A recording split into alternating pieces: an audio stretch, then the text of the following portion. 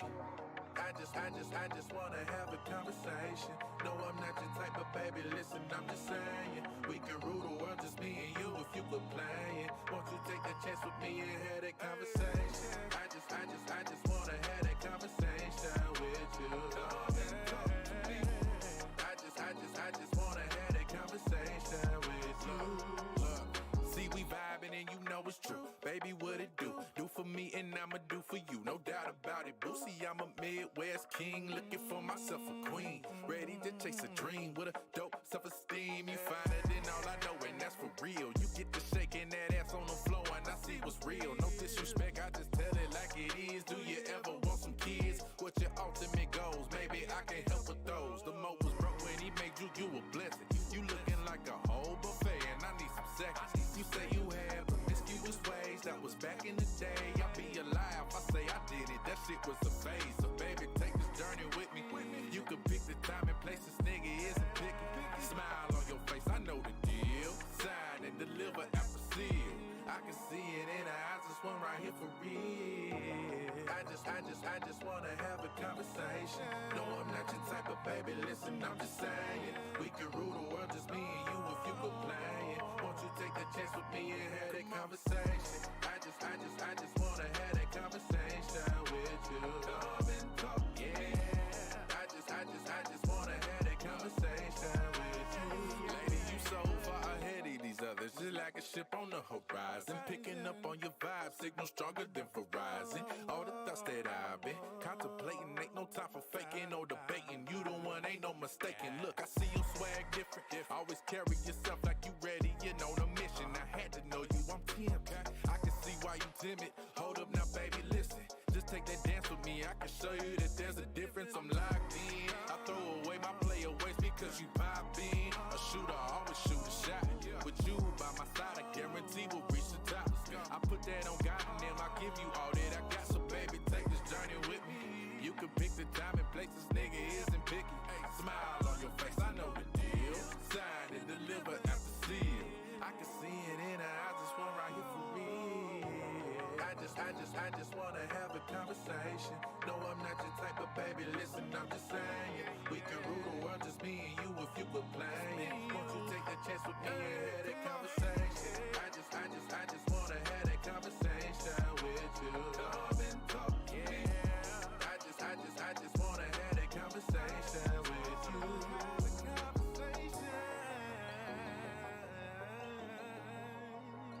Come and talk to me.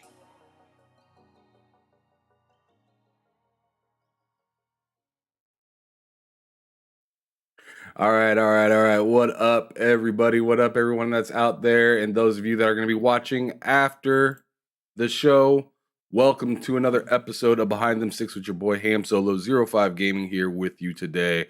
We got the fantastic 1 of 1 million or billion. Shit, let's go at that. 108 Dragons TV. We got him here today, aka Lemon. What is happening with you this evening, brother? We're starting a little later than anticipated, but it's communicado. It's all right. We here, right? We here now. We here. That's right. That's right. We are here and we're doing it live right now.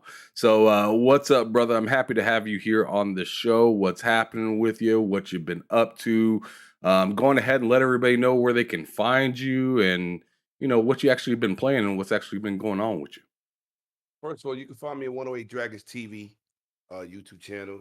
It's 108 Dragons TV on every social media. First of all, thanks, Ham, for having me. Thanks for being one of the bright lights in this content creator space. I just was talking about you the other night, man. You're a great, energetic guy. You're a great dude with great content. You got great vision for where you want to go. That's number one. Let me just say that. Thanks for having me in this guest, man. Absolutely. You're awesome. You're awesome. And before I say anything else, let me shout my brother Cognito, man. Happy birthday to you, brother. That's a big glass. That's a New York status. Big Chinese cup glass. Shout out to you, my brother. Toast out to my boy Cognito from the Iron Lords podcast. I just posted a video and I said I was throwing back real quick. My man Cognito. Shout out to you. Happy birthday. Now, happy birthday, Mr. Lord Cognito. Now I'm gonna say this, man. What's cracking? Say it. Oh, Cozy, man. Oh You get shit. on my goddamn nerves, you serial killer sucker. You're a serial killer sucker. You get on my damn nerves. I'm gonna tell you. I listened to on your podcast talk about this vampire survivor. She came on my podcast talking about this vampire survivor. And guess what I've been playing? Goddamn top Vampire down Survivor. Sprite 8-bit goddamn game on my Series X 8K TV. I cannot believe this game got my soul. It's been the only thing that pulled me away from Call of Duty, man. God damn. And Halo. It hit you Halo with that. Infinite. It hit you with that Shane song. Your soul is mine. Yo, facts. Yo, I was like, yo, because I don't really play indies, right? And I tell people, listen, you spend all this money, not everybody, but we spend money, $500 consoles. I bought a brand new 8K TV, you know, and I want the graphic fidelity. And this is completely opposite of the graphic fidelity. Yeah, but the game is addictive. She talked about this so much on your channel last week. I was like, bullshitting. I was like, what the hell is this game? So when I looked at it, this was crazy. When I looked at it, I saw the thumbnail of the game. I said, I'm not playing this. Right? I'm not, I can't do it, bro. Like, then she came on my podcast. I knew what she was gonna say, what game you been playing. So she brought it up again. She said, listen, da, da, da, da, da, da. And you know, she's so energetic, she hyped, she got great spirits. Yeah, said, you would think she's on the shit. Right. I said, oh, she was on that gin. That's a fact. But it wasn't the gin talking, because then I seen Paris, right? I seen him playing it. I seen my man Paris Lockhart playing it. I seen a lot of my friends diving in, and I'm really, really, really want graphic fidelity, man. I want beautiful looking games, next gen games. So when I got into the game, I said, yo, this is stupid. So I'm playing it. Then I said, yo, this is addictive. Then you start feeling the system. Then you start getting the mechanics. You like, wait a minute, this is a little different. My friends, the friends list is lit up with Vampire Survivor. We got these AAA games dropping. We got some good double A's. Listen, game is fire. Game is fire, bro. And it's been out for a year. It was on PC. Yeah. It's been out for a hot second. There's been a couple games that came out on Game Pass that's been hella dope. That's actually been out for a bit sometime. Like there's one game, Tien Ding, that just recently dropped on the Game Pass, side scroller. It's been out for Switch for some time, but of course I haven't got the chance to play it because I don't really mess with my Switch a whole lot. That Switch dusty in the corner. I got two of them things, and I don't really play them. Something needs to get traded in. And it ain't gonna get traded in though, bro. Like if you see the shit that I got right here, I am not trading nothing. Like I'm just gonna go ahead and keep it, and it's gonna be a retro device in 10 years or something like that, or 15 years or whatever.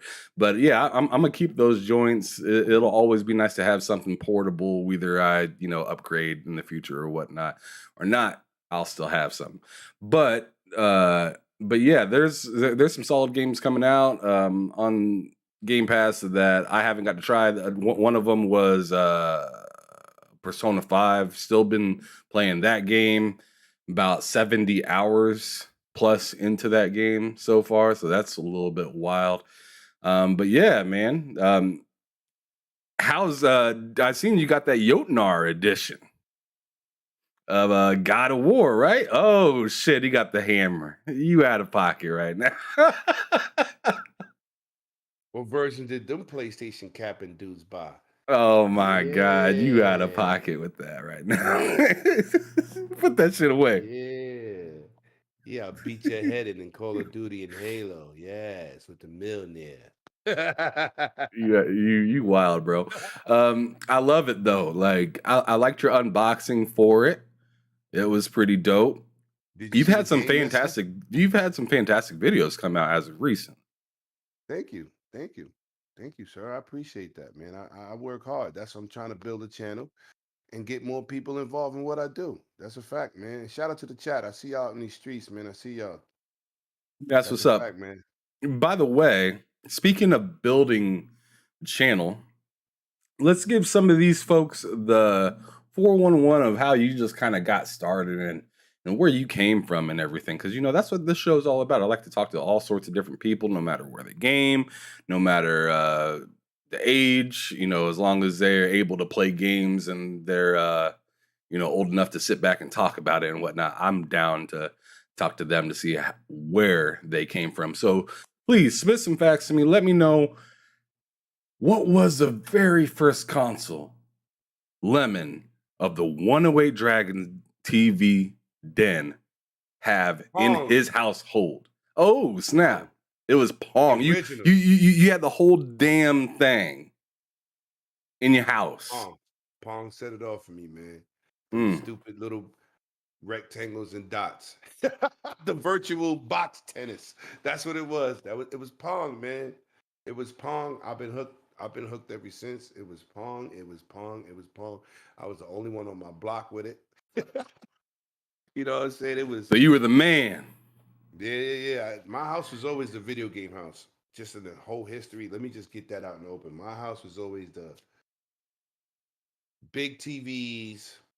We're gonna go from floor models to DLPs to projectors. My basement was where, or in the projects, my house was the place where everybody was like, "Yo, I ain't got the system, but Lemon do." So he's trying to say his house was the LA Forum, and that's where the magic happened. Listen, man. Listen, man.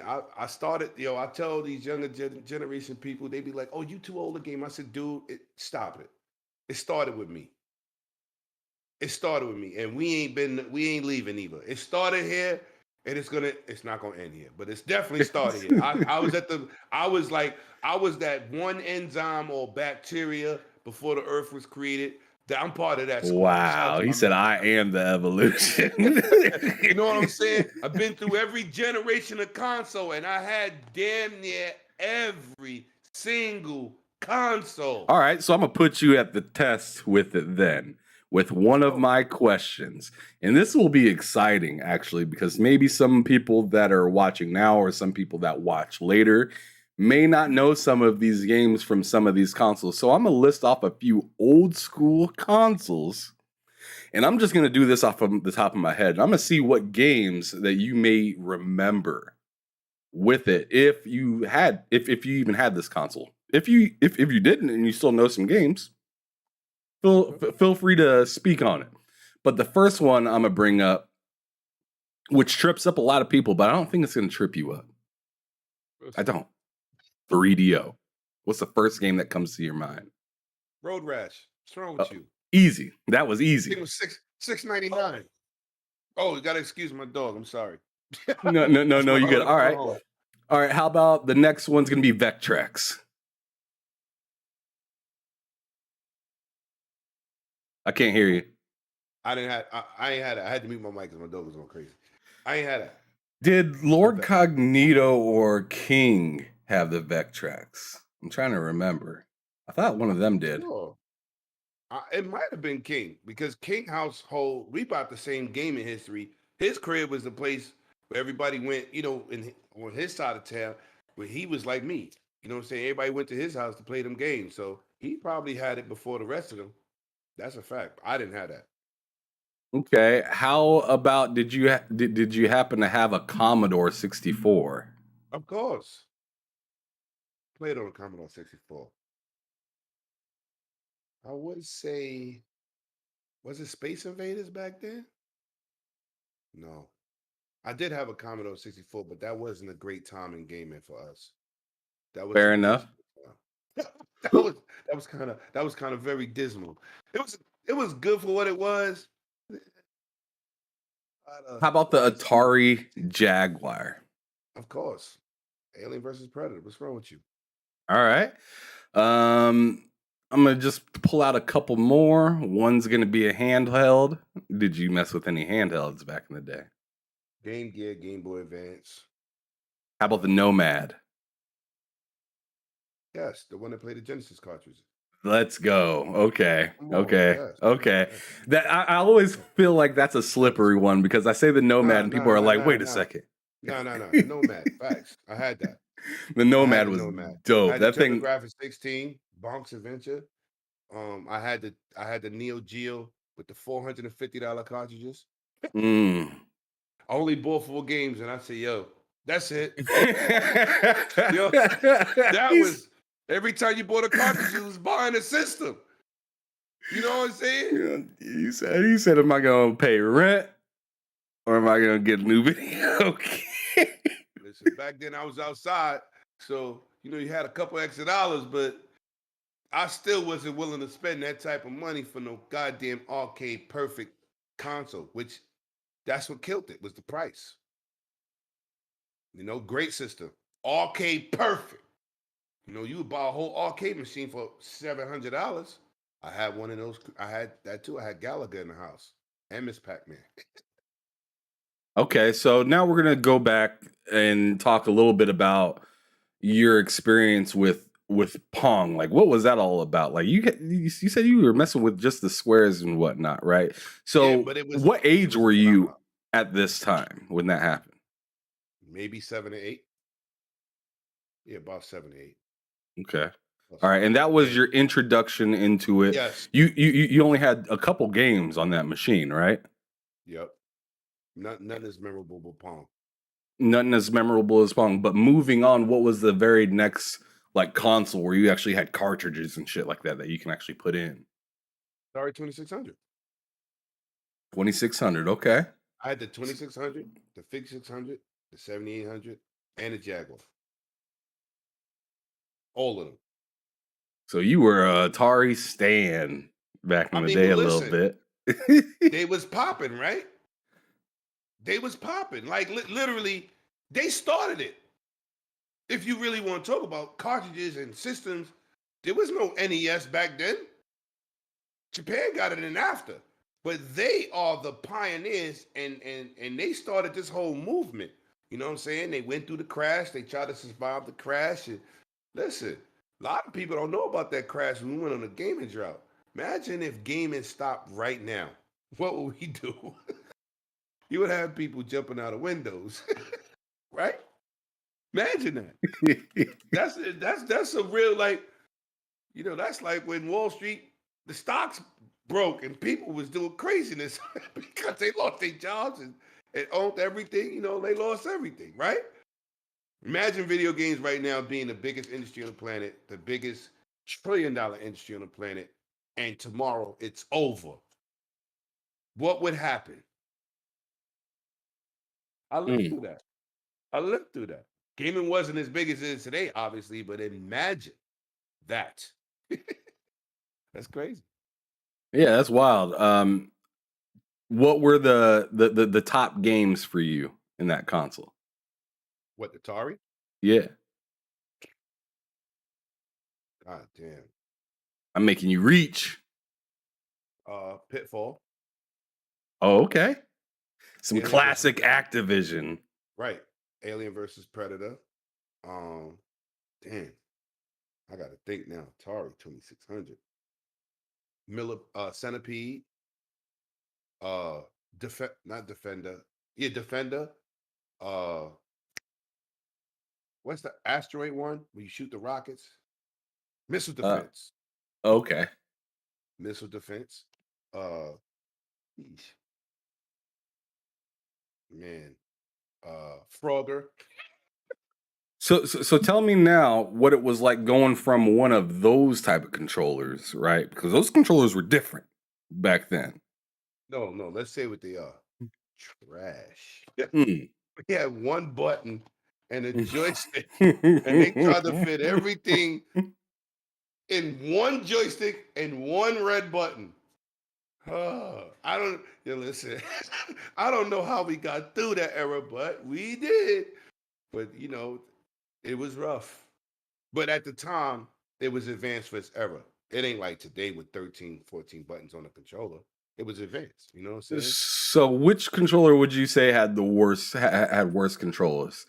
The Atari with the joystick and the single button, or some of those older like consoles where you had to slide the card into the controller so it would tell you where the mapping was?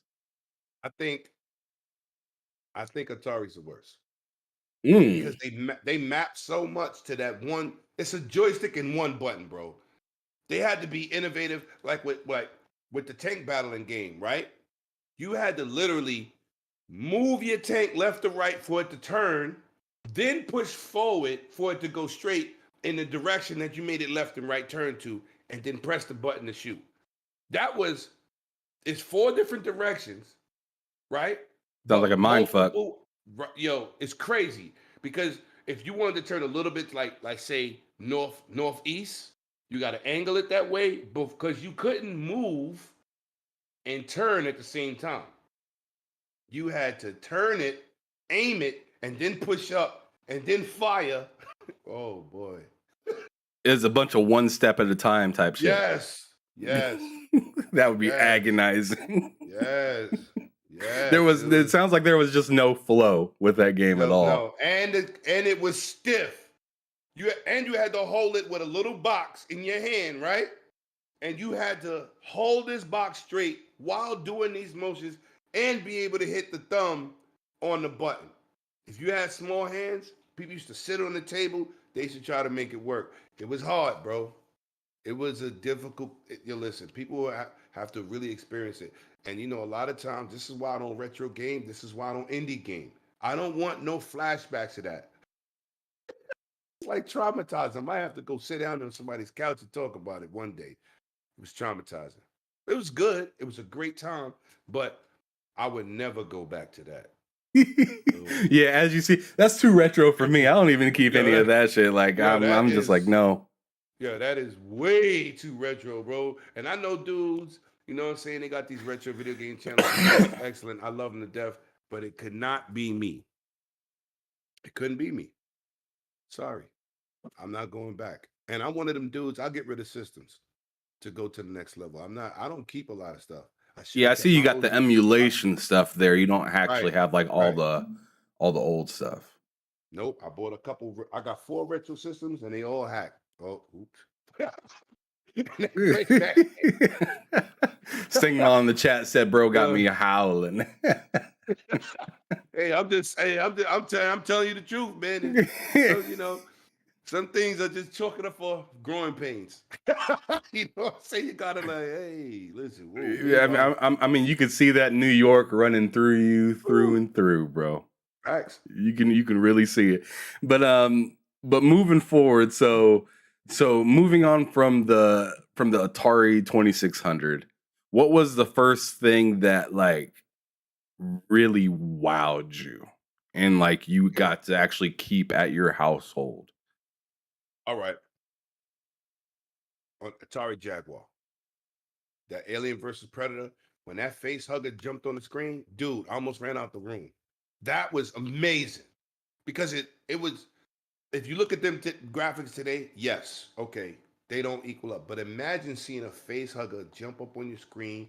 The background is dark. You're in a first-person shooter, and the lights is dim, and you in the room, and all of a sudden you see a face hugger come up and get you. Dude, I ran out my room. That was a moment I was like, yo, this gaming life could be different. Playing a side-scrolling game didn't do that at all. There's a generation after that made me do that, and we're going to probably get into that. But that was the first game to make me run out the room to see a 3D face hugger grab you on the screen. I thought that was amazing. And that was my favorite game on Jaguar besides the one with the big robots. I forgot what it's called. It had a big mech style game I thought was awesome.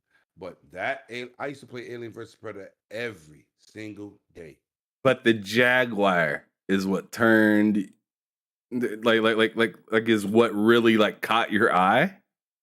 Yeah, because that's wild. I haven't heard anybody mention that to be game, that. Right, but name one game in that generation that did something like that, where you saw acid spitting aliens chasing you around levels. Name a game that did that. There was nothing on a 3D level that did that. Nothing. Not with. Yo, listen. You play Splatterhouse? Okay. Side-scrolling fake Jason on the screen. Didn't give you that. Oh my God. There was no game to do that. No game. I can't name one. I could name after that generation though. A few titles. But during that Atari Jaguar, there was no game doing that. There was no game doing that. Absolutely not. So And what made you I actually challenged the come? chat. So Go ahead, I'm if sorry. Atari made a console today, would you jump back to Atari again? No, they outdated. That retro console, you saw that retro console they put out? Mm-hmm. Did you Yeah. s- did you see that one button and stick? Good luck. I'm not that. No. Uh-uh. Uh-uh. You said pass on Yo, I'm done. all fronts. I'm done. I'm done. I'm not going back. I'm moving forward. Yobi in the chat said, nah, he's saying that, but he forgot to mention he got rid of his modded 360. No, I didn't get rid of it. I threw it out like a dummy. Oh, damn. And I got all the attachments. I threw it out by mistake. And I had over How do you throw 400 out a games whole ass console on accident? because it was in a box that I thought was trash, and I put it out for the garbage man. And when they took Ugh. it, I said, I think I messed up, Yobi. This is a few years ago. I said, I think I threw that system out. He was like, what? I said, I think it was in the wrong box. I had over 400 games that I modded. I did that system myself. It's gone, man. It's gone. Depressing day. Yobi, I thought you was my brother, man. I came to Miami. He laughing at you in the chat right now. I put you on the Dragons Den, bro. You ain't supposed to remind me of bad times. You're supposed to be my brother. Life is good. You the most positive Twitter dude on Twitter space with all your positive messages. You come on here with that? The beacon of destruction has spoke. Oh, Dragon Art man. Yobi I is felt that like guy. I got hit with Milner just now. Man. You know what? All right, so Jaguar was a big deal for you with Alien versus Predator, but moving forward, we get this. We start to touch on some of the more modern hardware that most people know about. So, like PlayStation 64 with Nintendo, Xbox is yet to come out yet. Did you touch any of those consoles, like 64 or the PlayStation back in the day? I'm assuming, of course, but I want to hear from the dragon's mouth. All right. What system you want me to go first on? PlayStation. You skipped some stuff. Oh, I skipped a lot of different stuff. Saturn, Dreamcast, Mm-hmm. Super NES, Super Famicom, because they import I mean, crazy. I mean, I can go back to that Mega stuff, but Drive. then we talking about a 3.5 hour show, bro, and I ain't trying to do that I to you. just put it out there. I just put it out there so people know. I had all of them. Every last one of them I mentioned. So you want me to start at what? PS1? Mm-hmm. All right, PS1, Battle Arena Toshinden. Okay, Battle Arena Toshinden. I beat Octolad 1 and 2 in Japanese. And I didn't buy PlayStation 1. I didn't buy PlayStation 1 American. I bought the version that had the composite out, the little proprietary jack. That's the one that we had at first. Version. That's right. I had the Japanese one first, right? Game Days, Grand Theft Autos, everything 3D, Tekkens, Street Fighters. I had everything on PlayStation 1. Everything. You know what was your favorite Grand Theft Auto at that time? 3. Well, that was PlayStation 2 though. So Grand Theft Auto previously was 1, 2 in London. Well, the top-down one that brought out all those tanks on the screen when you got crazy with it. What number is that one? I think that was GTA 2.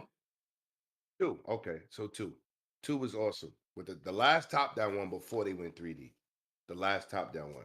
Yep, that was GTA 2. Because before that one, it was London, and the original Grand Theft Auto was before all of that.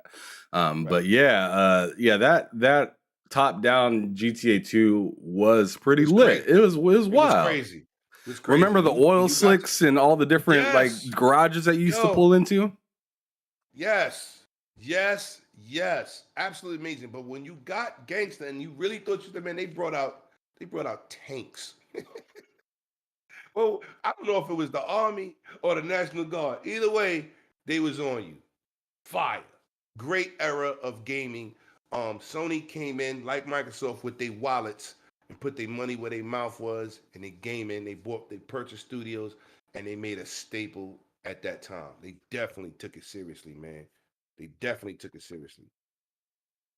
So your thoughts on games like Tekken, like Revolutionary. Well, no, put, I'm not gonna say that. I'm not gonna say that. Let me well, clean this up. Virtua Fighter, bruh. Virtua Fighter. No. I was going there because let me break it down. Everything that Sega did, Namco copied and put a flash to it. Because Virtua Fighter is a more serious fighter. It's a technical fighter, right? It's like Battlefield versus Call of Duty. One is a simulator and one is an arcade shooter, right? I love both games. Don't get it twisted. I don't pick either one over the other. Battlefield's just a whole different other beast, what it brings to the table, right? Call of Duty is a great corridor shooter, and Halo is the greatest sci-fi shooter ever. But it's just when you have these eras and compare them, listen, man, it's just all about fun factor. And Virtua Fighter was not for the novices. It could take you 3-4 years to learn all the characters' moves in a Virtua Fighter game. In Tekken, nah. Tekken is a good game, but it wasn't technical. Last Bronx came out before Soul Calibur. People forgot about that. That didn't even hit United States for a long time. That was in Japanese arcades, Last Bronx. That was then Namco saw that and they said, you know what? Soul Calibur. You know what I'm saying? You had Sega Rally, you had Daytona. They said Ridge Racer. They always brought out a game after Sega brought a game out. They never initially said, you know what, we're gonna jump out the window and make our own game. Nope. They see what Sega did and said, you know what, that's too serious. So we're gonna make Ridge Racers where you could hit a bump and do a 360 in the air with your car. But Ridge Racers was dope. But And you I could love still Daytona. come in first. Right. You know, listen, I love Daytona, man. Daytona was revolutionary Sega GT that never hit the consoles. Dude, Daytona, bro, you cannot wreck if you want to get if you want to get first place, you can't. Time. You got to be perfect. Mm-hmm. It was hard. It's hard. Like I still play Daytona on my Saturn, and in that game, I tell you, man, if you don't hit them corners right, that's a fact. You are not catching to the first leader. You can feel like you have been driving perfect, and you will still not catch that first place driver. It's hard. It's a harder game. It looks cheesy, fun, and arcadey, but it is not. It is extremely competitive, and you gotta hit them. Yo, you know how much money I spent in the arcade on that? That Street Fighter and Tekken. I don't know. Mortal Kombat. Learning the fatalities might have been $30 a day. We didn't have no guides. Say, we didn't have no guide. I've been in the arcade since Fighting Streets, the first Street Fighter. That's showing my age. You had the you had the book that came with the game, and it was up to them whether they wanted to put any directions in it or not. I'm talking about arcade. Oh well, arcade. Home. That's a totally different beast right there. Before home, Fighting Streets, not Street Fighter. It was called Fighting Streets.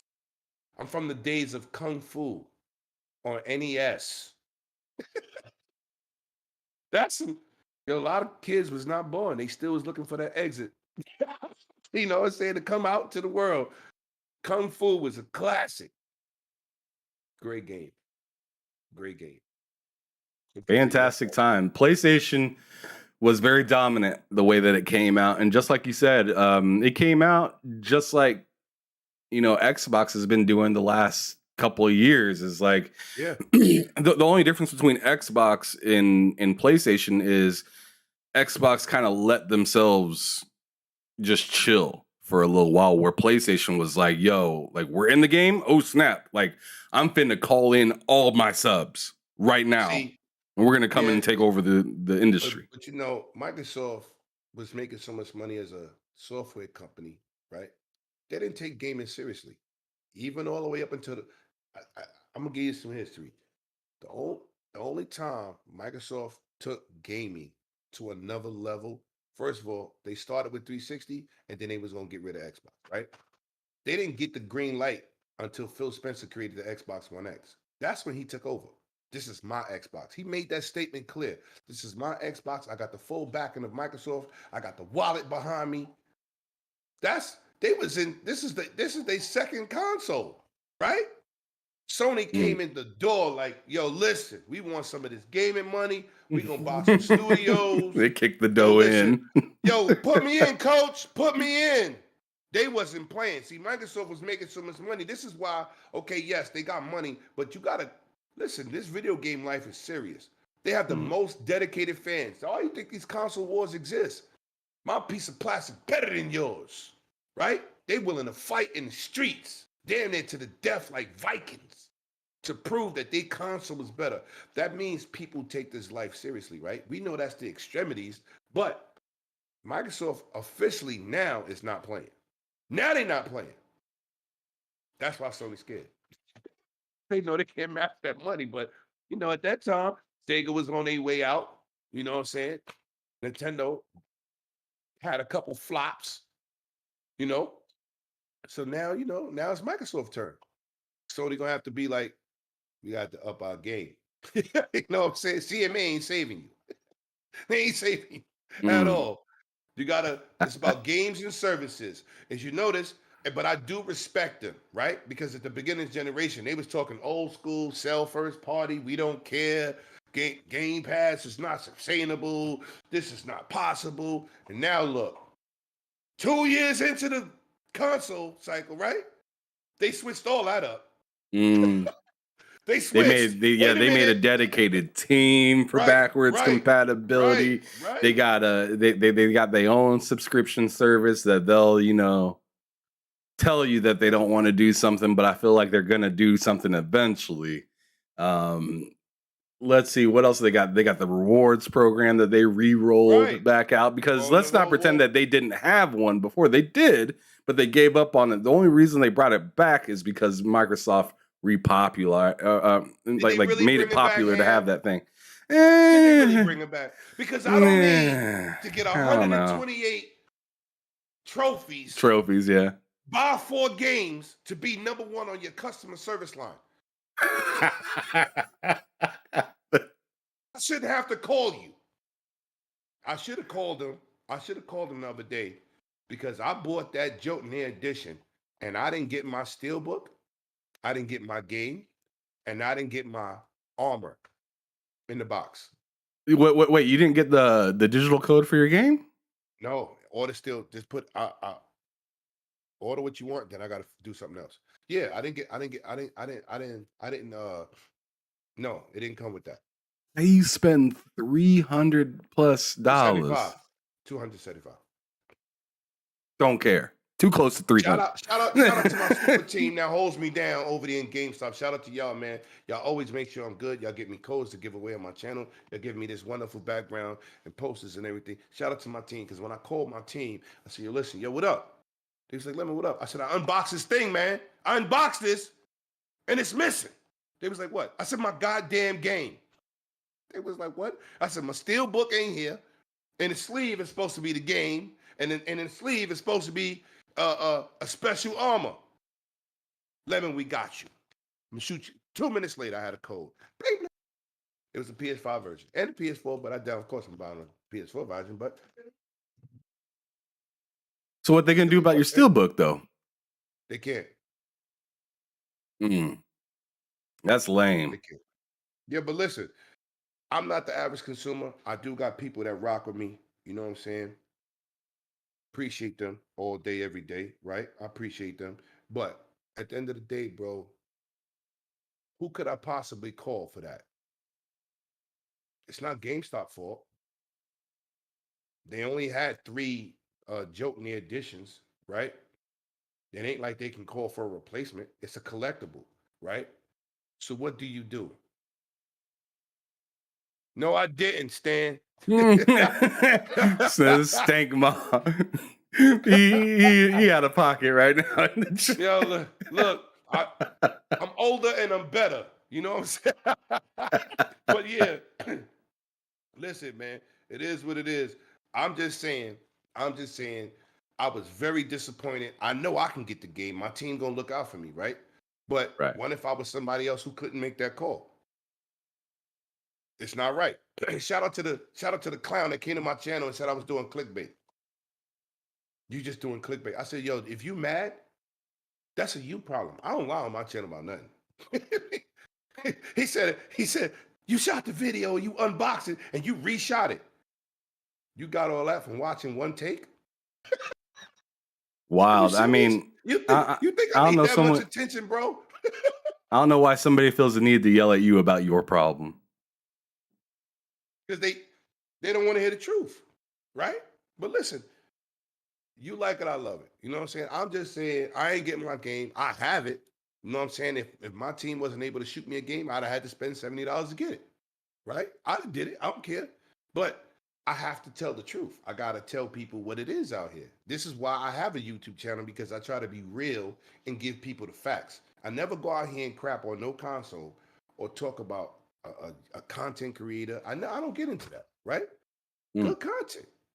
But don't come on my channel attacking me, because I got 1,500 and 8,500 1585 real subscribers. I don't got fake people. I don't got bots. I got 1,500 people that almost 16, that I'm responsible for, to tell the truth, because I have integrity. I don't have to be lying. And I surely don't need YouTube to pay my bills. I do it because I love this. Like, I love your energy. Ham, you are a gem in this community, brother. You're a gem. We need like 15,000 more of y'all, so we be deeper, because we are outnumbered out here. I feel you, and just heads up, anybody in the chat, I did throw Lemon's channel in the chat, so you guys click on that. Make sure to hit that subscribe button on his channel. It's fantastic. He does a show every Saturday where he talks and just pretty much gives out the news in his own way with his panel and whatnot. And he also does phenomenal shorts and different videos for games as they roll out, unboxings as you just got done hearing and whatnot. So go enjoy his channel. He's a good dude, always has his energy up high. He got that New York accent through and through. I mean, once you click on his channel, you know it's him. It's him in the flesh. He's all over. He got the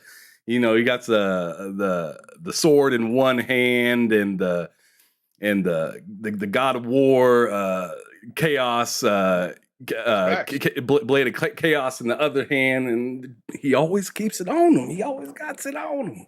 But anyways, yeah, it's a pleasure having you here. It's a pleasure having everybody in the chat. Thank you guys so much for coming through. Cloaked Onyx, I see you right there. He says, I saw other people not getting the God of War Ragnarok code in their collectors and Jotnar edition. So he's saying, Cloaked Onyx is right here saying, yo, Lemon, you spitting. Like, this isn't the first. Thank you. Thank you. This is not the first box that somebody received without a code in it and whatnot. So I appreciate you, Cloaked Onyx, for coming through and letting me and Lemon know that, yo, you ain't the only one.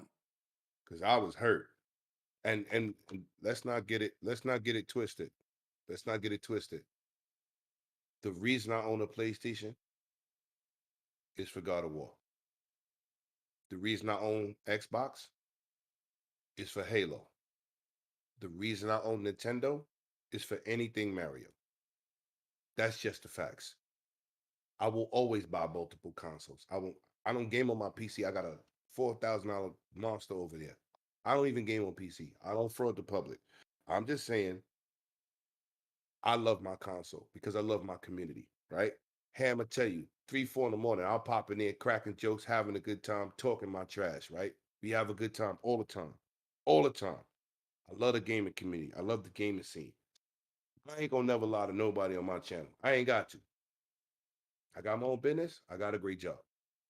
I love YouTube. I love the donations people give. I love the super chat people give, because I've been giving back forever. I had 400 subscribers on my channel, Ham.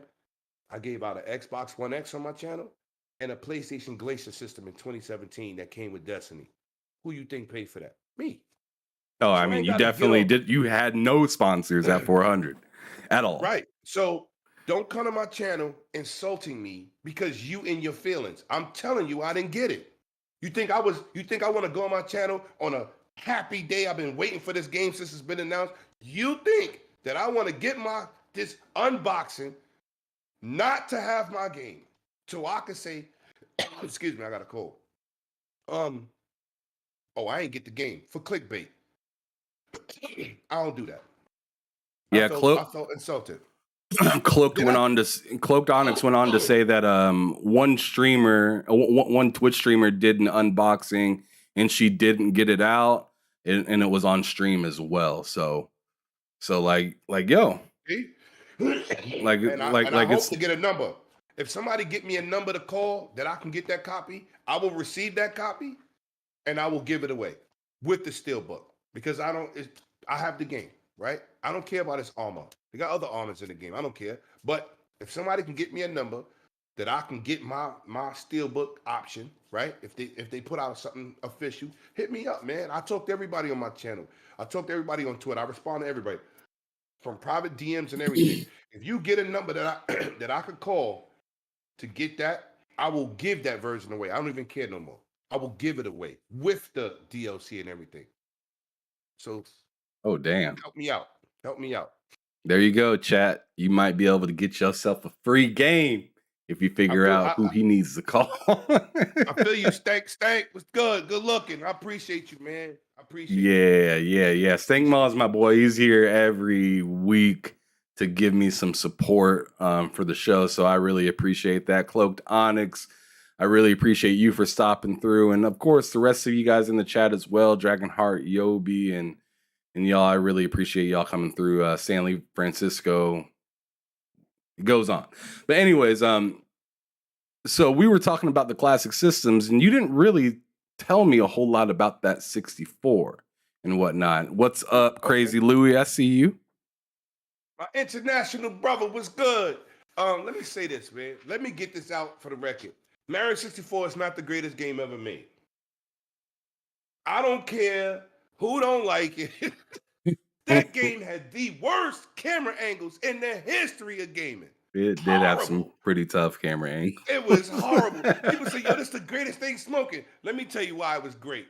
Because it was revolutionary for what it brought to the table. But in terms of gameplay, in terms of camera angles, in terms of, there's a lot of things missing. But it was ahead of its time for them 3D graphics. But that GoldenEye, the wrestling game, what is it? WCW versus NWO? That's Revenge? Yeah, Revenge. Come on, listen. My house had 30 dudes in it. Every day we played GoldenEye for days. Killer Instinct, days. Crash Bandicoot, crazy. N64 was a very great staple in my life. It's just that the game that people talk about that was the jump off. The Zelda games was awesome, but the game that people talk about was Mario 64. Mario 64 was not better than GoldenEye. It was nothing to talk about. GoldenEye was great. GoldenEye was golden. It was the bunker complex. Oh my God, bro! All of those joints. Yo, listen, great game, great years of playing the same thing. I'm not a Smash Brothers player. I own Smash Brothers. I'm not one of them dudes. The Mario Kart's awesome on the N64.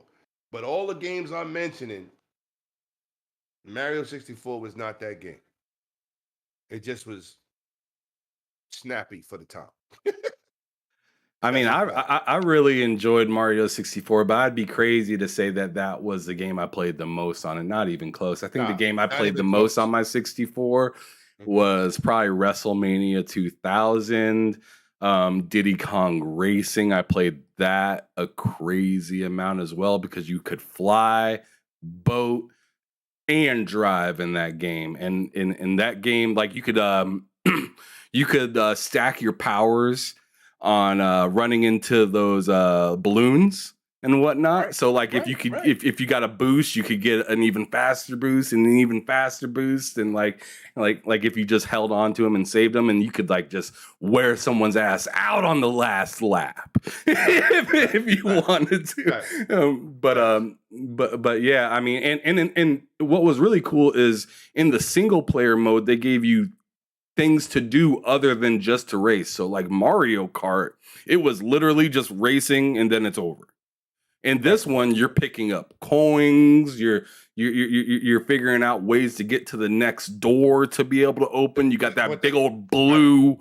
You got that big old blue elephant granting you wishes in the center of the stage. Like that game was lit. Over the top fun.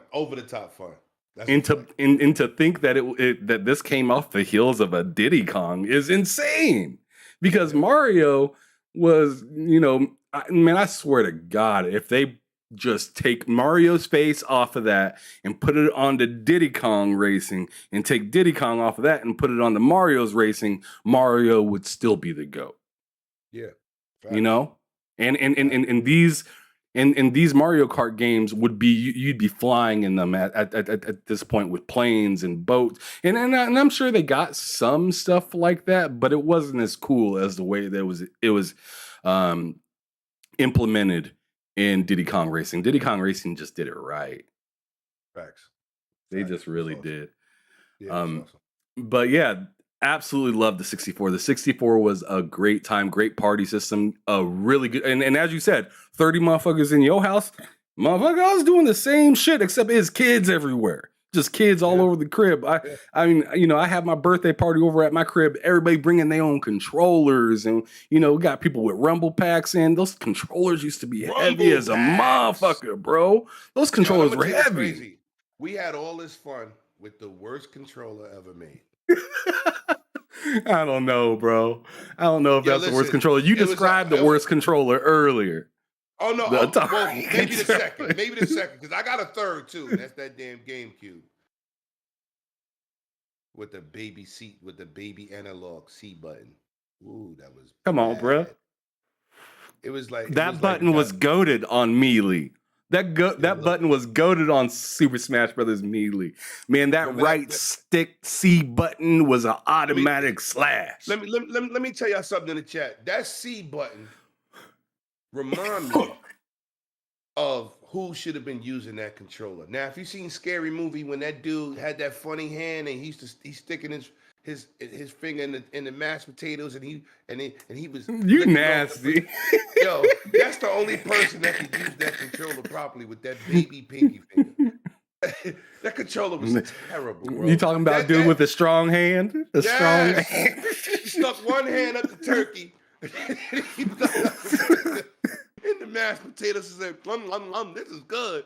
Everybody was like, nah, we don't want none of that. He's the only one with that special pinky finger that could use that analog stick. Hey, crazy Louie in the chat, you are spitting facts right now. Turok Rage Wars on N64 was my favorite Turok, because it had all of the you had your primary piece on the gun, your primary trigger, but then you had like extra crazy triggers that do insane things, like secondary ammo that you had with these guns, and that shit used to go nuts. And that game was actually really scary at some points. It really reminded you of Turok was almost like a dinosaur version. It felt like, to me, like a dinosaur version of like an Unreal Tournament kind of thing. Definitely. And it definitely brought a different element into the game. Like, it was serious, and it had a lot of scare factor in it too, because they was coming from everywhere in there. That was crazy. It was definitely ahead of its time too. Definitely. A lot of 3D effects, a lot of fog. That game had a ton of fog in it. Yeah, Cloakdonics is backing you up on that N64 controller, though. He said it still makes his thumb hurt, and I can't even deny that, bro. Like, there's been times where like I really just right on that crease of your thumb, because that thing, that N64 stick was harsh after a few hours No, no, of no. use on that thing. It's the only controller I know made that white powder after you finish playing it, and you can sniff it up. That's a fact. I should be like, yeah, that looks like something that's not supposed to be on a controller. It would grind all day. Yep. Then yeah, that's all your skin. Yeah, yo, All up in the that and the controller. plastic. It was crazy. It was crazy. It looked like, it looked like something you ain't supposed to have for kids. Whoa. So then I started grinding my thumb in the controller. You know what I'm saying? I needed a uplift situation. All right. Was horrible. Ugh. It was something else. But now we have the next generation of consoles that came out. We have the original Xbox, the PlayStation 2, the GameCube that you were just talking about. You hating on the C stick on the GameCube. We had those three consoles, and then we also had the Dreamcast. Can't forget about that one, right? So I want you to tell me in order, which ones did you get?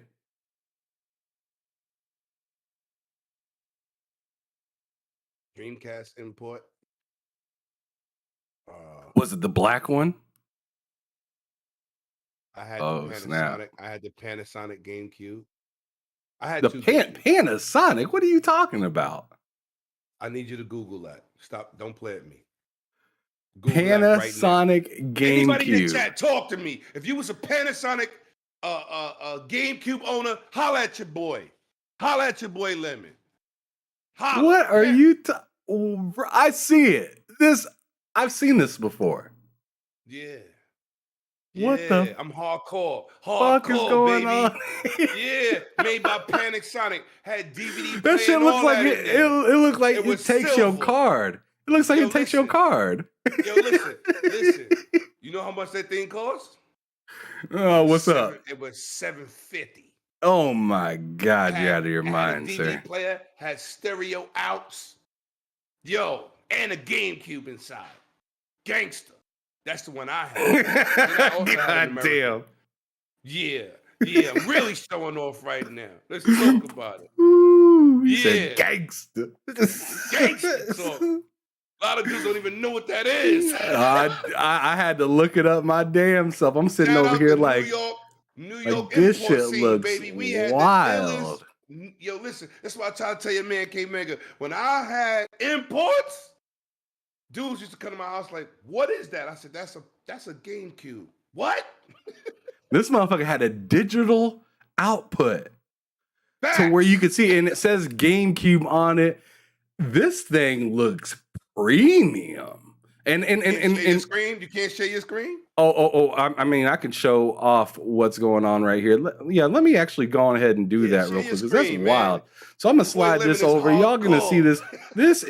This right here is what he's talking about right here, y'all. If y'all have a second to look up, if you're watching the show, Panasonic GameCube, you could see it in GameCube in digital right here. There's a remote. Did yours come with a remote? Yes, it did. Oh my goodness. This thing looked like a stereo, like one of those really top tier, really nice, like listen. This is something. I'm hardcore, baby. I've been a high-tech dude all my life. You talking to a dude that used to fix Walkmans and put amps outside of it and blast and have parties in high school with one speaker and throwing a jam in the hallway. I'm a tech dude, man. You can't make this up. You can't make this up, brother. Cloak Onyx said, "No, I do not believe you." Listen, it is what it is, man. I've been hardcore gaming all my life. All my life, man. I had import system out the wazoo. I had the Saturn Gray before it hit the States. I had a Super Famicom before we had SNES. I was an import guy, man. I told you, beginning of the show, I beat Octolad twice. I beat 1 and 2 in Japanese. I didn't even know what was going on. I had no translations. You know, I had Go 13. You know what I'm saying? That was like the James Bond of Japan. Dudes don't know what that is. They don't So, know so, what that is. so is it like what Cloaked Onyx was saying in the chat? He said he read a little bit about it, and he says it was really fragile. That's true. What? That The GameCube. Panasonic?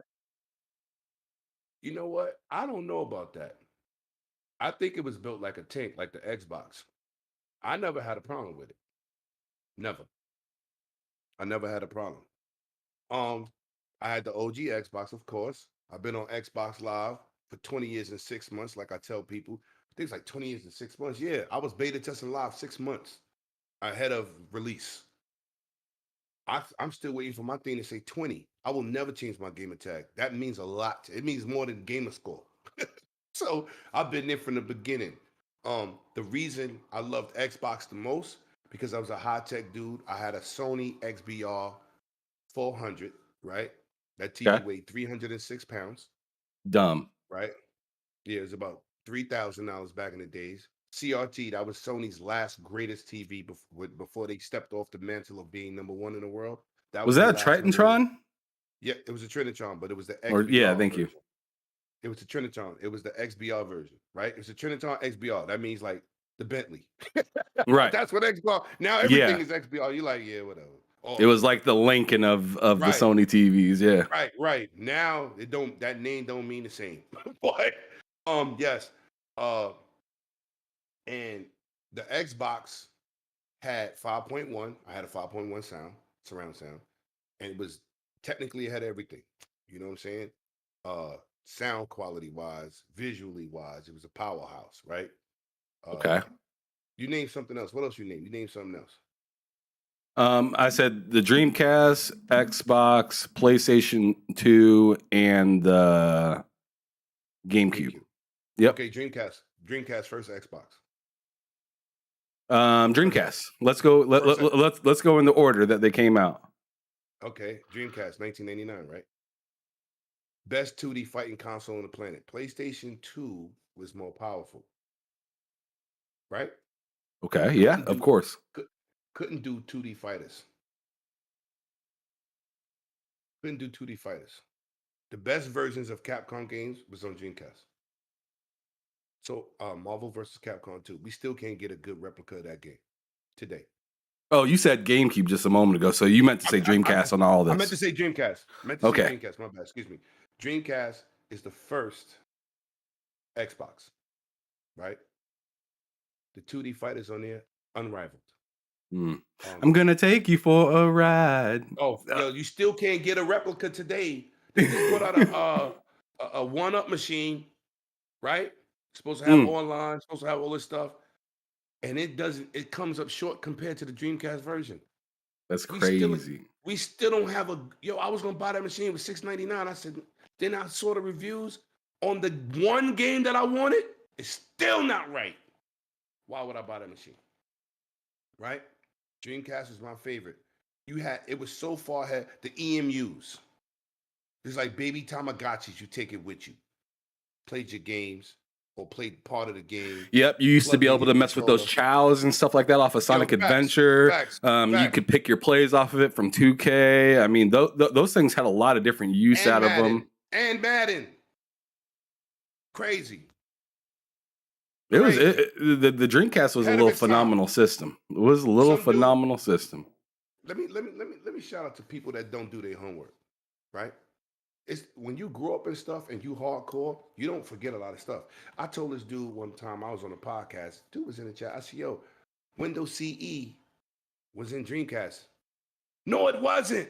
I said, yo, dude, it said it on the front of every Dreamcast. Windows CE. Yeah, no, powered you're by. A liar. Powered by Windows. You're a liar. I said, dude, you should do your homework before you start insulting people. So he went and looked it up and said, I didn't know that. I said, so why am I a liar? Just so you have lack of knowledge. First Xbox. It's just same thing with Nintendo screwing over PlayStation, right? With the CD drive. They said, okay, we're going to make our own system. And that's what they did. So Sega came out. The Japanese didn't support the Dreamcast, right?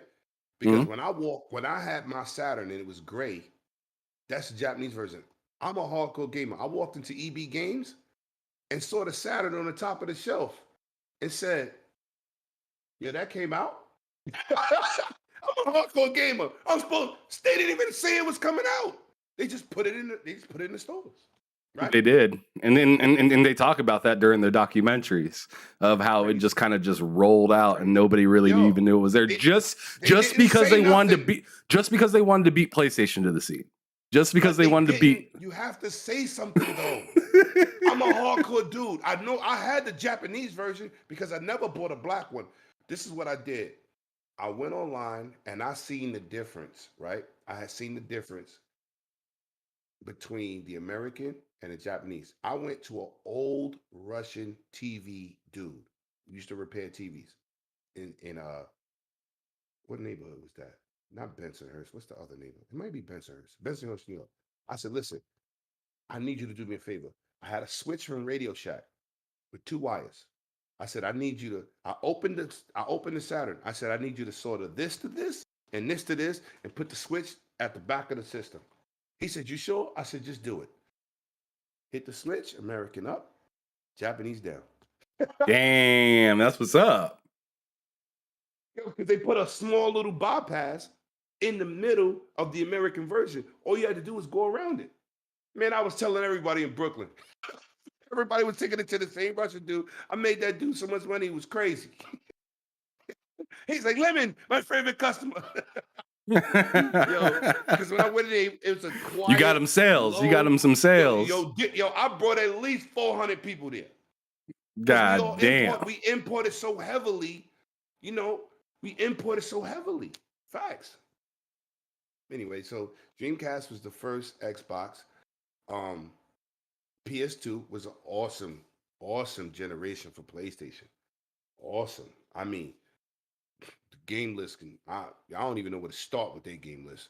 You know, it's dumb. Oh, that's my bell. Hold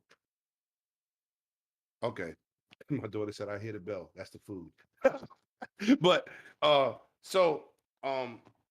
yeah, those consoles was awesome. PS2 was definitely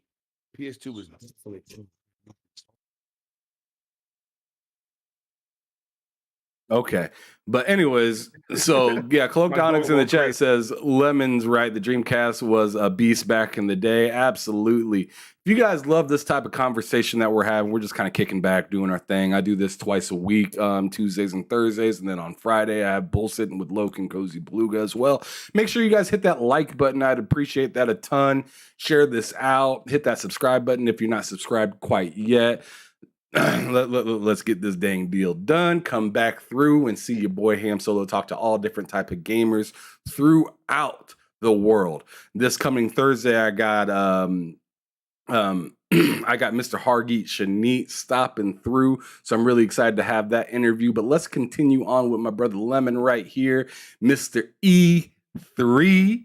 We're going to get into talking about a little bit of that conversation here in just a bit, but we're going to finish up a little bit of his history right now because I don't want y'all to get half of his history and then we just go off base. But as I continue, I look into the chat and I see Cloaked Onyx has said Capcom made Resident Evil 3 Code Veronica for the Dreamcast, but Sony reminded them of their contract, so Capcom gave the 3 to Resident Evil 3 Nemesis. Facts. Hold on, hold on. Code Veronica is after Nemesis. Am I correct? See, I don't know that because I'm not a Resident Evil follower. I think Veronica is number 4. No, Veronica is an in between. Because first of all, it was revolutionary. It took came first. Man, somebody in the chat help me out because I'm not sure, but Veronica is my favorite, right? I love 4, but the controls was completely horrendous. So that's why I can't wait for the remake because it's going to have modern controls. It's finally going to be done right because it's even terrible on PC. I bought it on PC. I bought it on GameCube. I bought it Resident Evil 4 every time. Like damn near like the Skyrim people. So, but I don't know if Resident Evil came before 3 came before Veronica, because Veronica was the best. I think that was the greatest feat of Resident Evil. Camcast stated that Veronica was the real third game. Oh, but which one came out first? There's a difference. Which N- game came out first? it That's the key. says Nemesis actually came out 1 See, year prior. right, right. Prior to Veronica or after 2. I'm You get sorry, what I'm what's that? saying? Did it come before Veronica or after Veronica? Because I think it's See, it says it came before Veronica because it right. says That's what I 99 remember. and Veronica came out in 2000. See, that's what I remember. So that's what I remember. Because Code Veronica didn't have a number. Then 4 came out after that, then 5 and 6, of course. Now 7 and 8. But Veronica never had a number. So, but I they said remember it's that one for sure. true 3. Yo, listen, I got every single Resident Evil. I even bought them on GameCube with the remake visuals and everything. Them games is outdated and hard as hell, and I have the remakes now on console, which are awesome, by the way. The next one is Resident Evil 4, and I can't wait for Veronica with updated controls. But anyway, Okay, so he goes on to state that Capcom has stated that Veronica was supposed to be the third game in the series, but they made Nemesis be right, the third game. right. Nemesis was supposed to be the right. first Yeah. like standalone name. It wasn't supposed to have a number tied to it, is what he's trying to say. So that makes sense. But that's I mean, so I was right. So I was right because I was going to say I'm pretty sure I played 3 first before Veronica, because Veronica was my god. look at Lemon over here showing his age.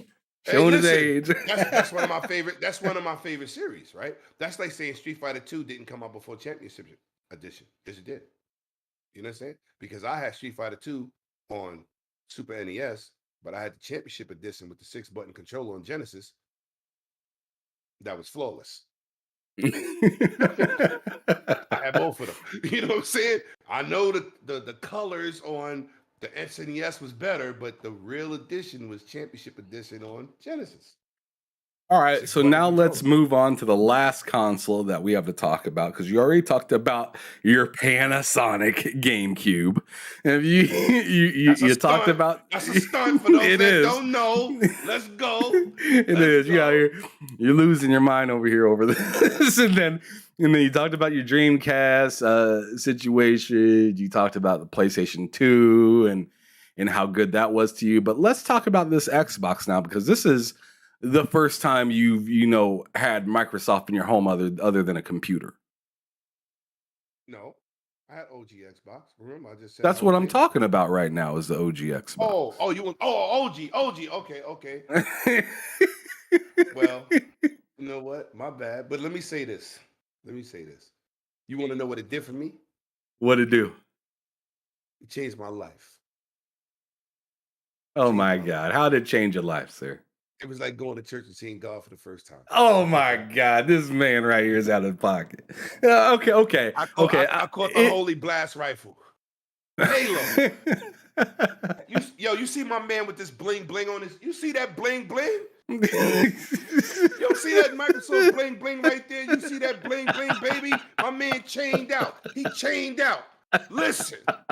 Right? These are the facts. Ooh, man, this show is live today. Certain games change your life, man. Certain games change your life. Halo changed my life. You had multiplayer, right? 4-player split screen. I had a console to finally match the TVs I purchased graphically. I had a console that matched my surround sound system, sound-wise, right? And then something else dropped. And that thing was booming too. Yo, crazy. You can hear footsteps that you never heard on anything before. We talking about 5.1 gaming. before it was online. You know what your boy Lemon was out in the street doing? I was playing Xbox Connect. First of all, before Xbox Live was popping, and this is another cap, but these are the facts. I used to take my PC because I've never built a low-end PC. I always built a high-end PC. Shout out to one of my dudes, Six Slayer. He used to help me. He taught me how about the whole PC master race. You know, which don't mean power, which means taking your game from PC to PC to PC to PC and basically backwards compatibility. That's what master race means. So if people think it means power and expensive hardware, it's not the facts. But being he didn't have the money to be able to do these type of PCs. He lived through me, but he taught me. He taught me everything I knew, right? A couple of my dudes, my dude Mark, a couple dudes that we all knew each other. It was a group of us, right? But they taught me about the PC life. So now I had this Linksys router, and it was a site called Game Battles, right? I used to play a lot of games on PC. Like one of these games we're getting is Witcher's Remake, right? One, never been on console, but I played it. Rainbow Six, Ghost Recon. I was playing that on PC before I even met consoles. Call of Duty was on PC only. I'm one of those dudes. So boom. Xbox Connect comes out. You basically take your PC, use your internet, and you can play 4 people on your TV and challenge other people using your Xbox Connect, which basically used your router and it put everybody on the server, and you was able to customize matches, in-game battles, and go online and play. That's how hardcore I was. You talking about a crib full of dudes? A house full of dudes in my house again with OG Xbox. Because the reason it was able to do that is for one reason. Microsoft did something on console. This is why I keep telling people they always innovate in the business and they don't get no credit. They did something on console that no console has ever done. LAN parties.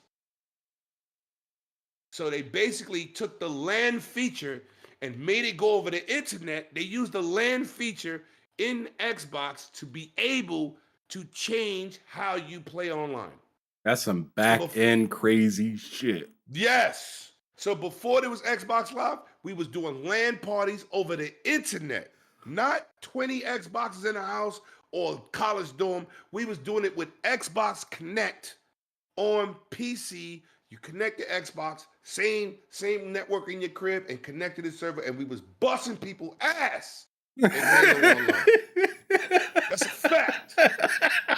That game changed my whole life for online gaming. That's what that game did to me.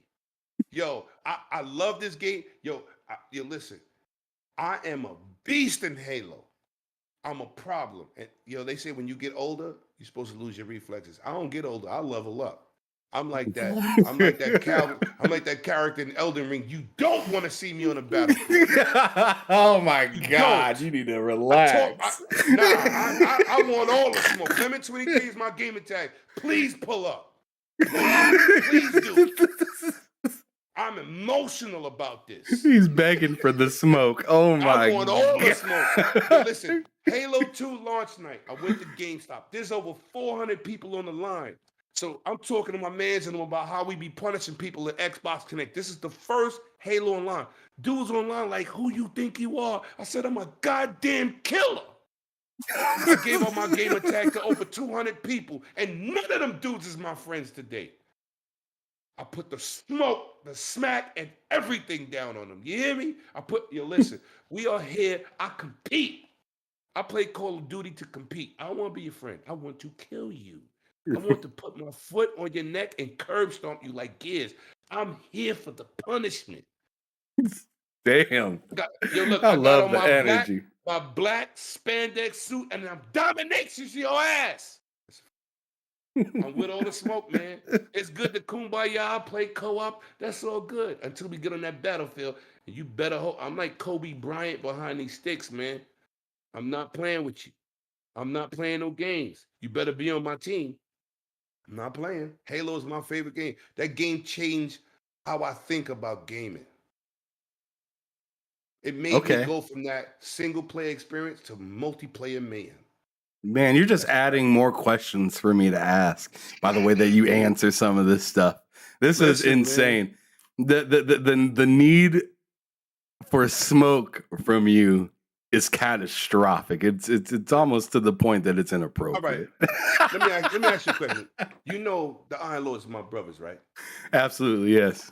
Those are my brothers. Those are my guys. They look out. We look out for each other. We with each other. They had a game Sunday, like a game night. So I see them This past Sunday? talking trash. No, like a month ago. They talking trash. Yo, come if you want some smoke. They playing Halo. So I'm like, yo, I'm your brother. How you don't invite the Super Saiyan of Halo for game night? So we get in there. I'm on a bunch of teams. Shout out to my man Wandering Dutch. A few other guys out in the streets. We on the same team. Got the Lords on the other side. I'm not saying nothing. I ain't even coming to chat. I ain't even say nothing. Oh, Lemon not talking. I was on the mic the whole time. I just didn't say nothing because I know that ass whipping that I was about to give my friends. Oh, you had some pent up aggression going on. Listen, first of all, they didn't invite me. I am definitely the Goku of Halo. So I said, listen, they was like, why you not saying that? And I said, because what I do to you is just what I do. It's not personal. It's not personal. I love y'all. Y'all my brothers, man. So we was playing on their stream. Dudes in the chat was like, Lemon is a terrorist. Yo, you sure this guy's 50? What the? Yo, he's killing everybody. Dudes was like, yo, Lemon is coming from the left-hand side. He killed like 5 of us. I said, oh, we just getting warmed up. Shout out to my ILP brothers. And like, once again, happy birthday, Cognito, man. But listen, it's all about fun and competitiveness. But I am more competitive than fun. I like that. And I'm glad to have a brother like you on my side right now. Apparently, right now. Crime. We don't do light on light crime, brother. We don't do that. Oh man, I hope everyone's having a really good time watching this. Make sure you hit that like button, hit that sub button, share this out and whatnot. But as we continue, now we're going to go on to the generation that is the 360, PS3, and the Wii. So we got to know what you was rocking with back then. And first of all, I'm going to start it out with what I would think is probably the least popular system, but somehow sold more than any of them. Which is the Wii. Were you rocking hard with that console? Nah, man. You didn't want to throw your controller through a window? I ain't want to hit one of my expensive ass TVs. No. Facts. Remember, they came out with the wrist strap. 100,000 TVs later. Now, mind you, there was an event in New York, like a small E3. It's called Digital Foundry. Look that up if y'all don't know what that is. It used to be at the Jacob Javits Center. I played the Wii, and I was very disappointed because they had no basic controls for games, right?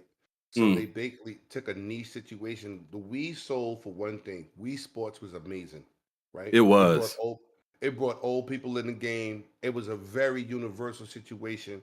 It was a success from that point, but the third-party games was trash. I played Madden, at Digital Foundry, and I was like, what are we doing? Like, nobody's going to be throwing a pass all game. I don't want to be a quarterback. I was about to buy the virtual, because on my Quest 2, I was about to buy the virtual football game. And I said, do I really want to be doing this? You understand? Like, it's a lot. You know what I'm saying? But the Wii was very extraordinary. It caught the media hype. They pushed it. You know, play with your grandmother. Play the bowling. It was awesome. Don't get it twisted. I'm not saying it wasn't good. But third-party support is like the third-party support today on the Switch. It barely exists. It's not a good experience when you get it. So I was gonna say a lot of people probably just didn't even want to touch it, like yeah, right, like all these controls, and then you gotta have the the pointer feature and everything like that. Right. Nah, it shouldn't have been the default feature, right? Because you also could buy the controller and plug it up to the Wiimote. And that should have been the default. That The should have been default the should have default. been with the regular controller, and then Right. the sticks are an something that add-on. you could buy, like either buy separately or get in a bundle. Like that would have been the route to go, in my opinion. But Nintendo can do what Nintendo does, and they sold plenty to Yeah, refute what I'm saying. but third party killed it. No matter what they made as a company, Nintendo don't care if your third parties don't sell. They want their money. But that wouldn't work for PlayStation and Xbox. Right? They need everything to sell. Nintendo don't care. But that was like a bad situation. What's the next one you said? PS3? So I'm actually going to move to the PS3 next, because that's the next console that actually had 6-axis controls and whatnot in the Yeah, I didn't. controller itself. So that was going to be my way of transitioning over. But fuck it, you already brought the console up, Yo, so listen. let's go ahead and talk to. Because Let's talk the about Wii it. wasn't highly supported by me. The games you probably bought is what I bought. Everything from Nintendo. No, I didn't even I buy the hated- Wii, bro. I didn't fuck with it. Oh damn. I hated Mario with the, what was that thing with the hose? What was it called? Oh well, that was for the GameCube. You're talking about Sunshine? No, they brought it for the Wii too. Well, yeah, they had backwards compatibility on the Wii where you could play GameCube games.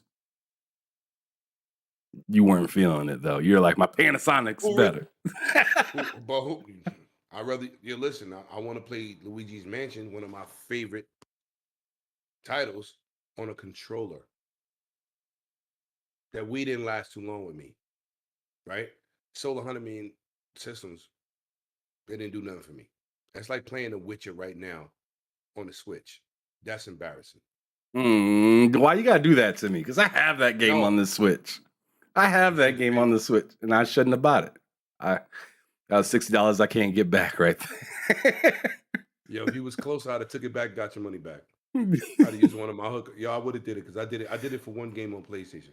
PS3, man, not a great era for them. The 6-month late start. The Tekkens was good. They had a good run. Grand Theft Auto was good. First party, I think we got a Sly Cooper that generation, which they abandoned. Ratchet and Clank is always fantastic. Of course, the God of Wars. Not a good generation for them, because 360 punched them in the mouth with the whole red ring of death, and they ate that bullet and took a $2 billion hit, which is nothing to Microsoft. 360 era is unrivaled. And let me bring this up for people that don't know, that's listening to this chat, man. I always try to drop some knowledge because I listen to podcasts to learn or exchange knowledge, and we all grow together, right? Let me say this. That's how it's supposed to work.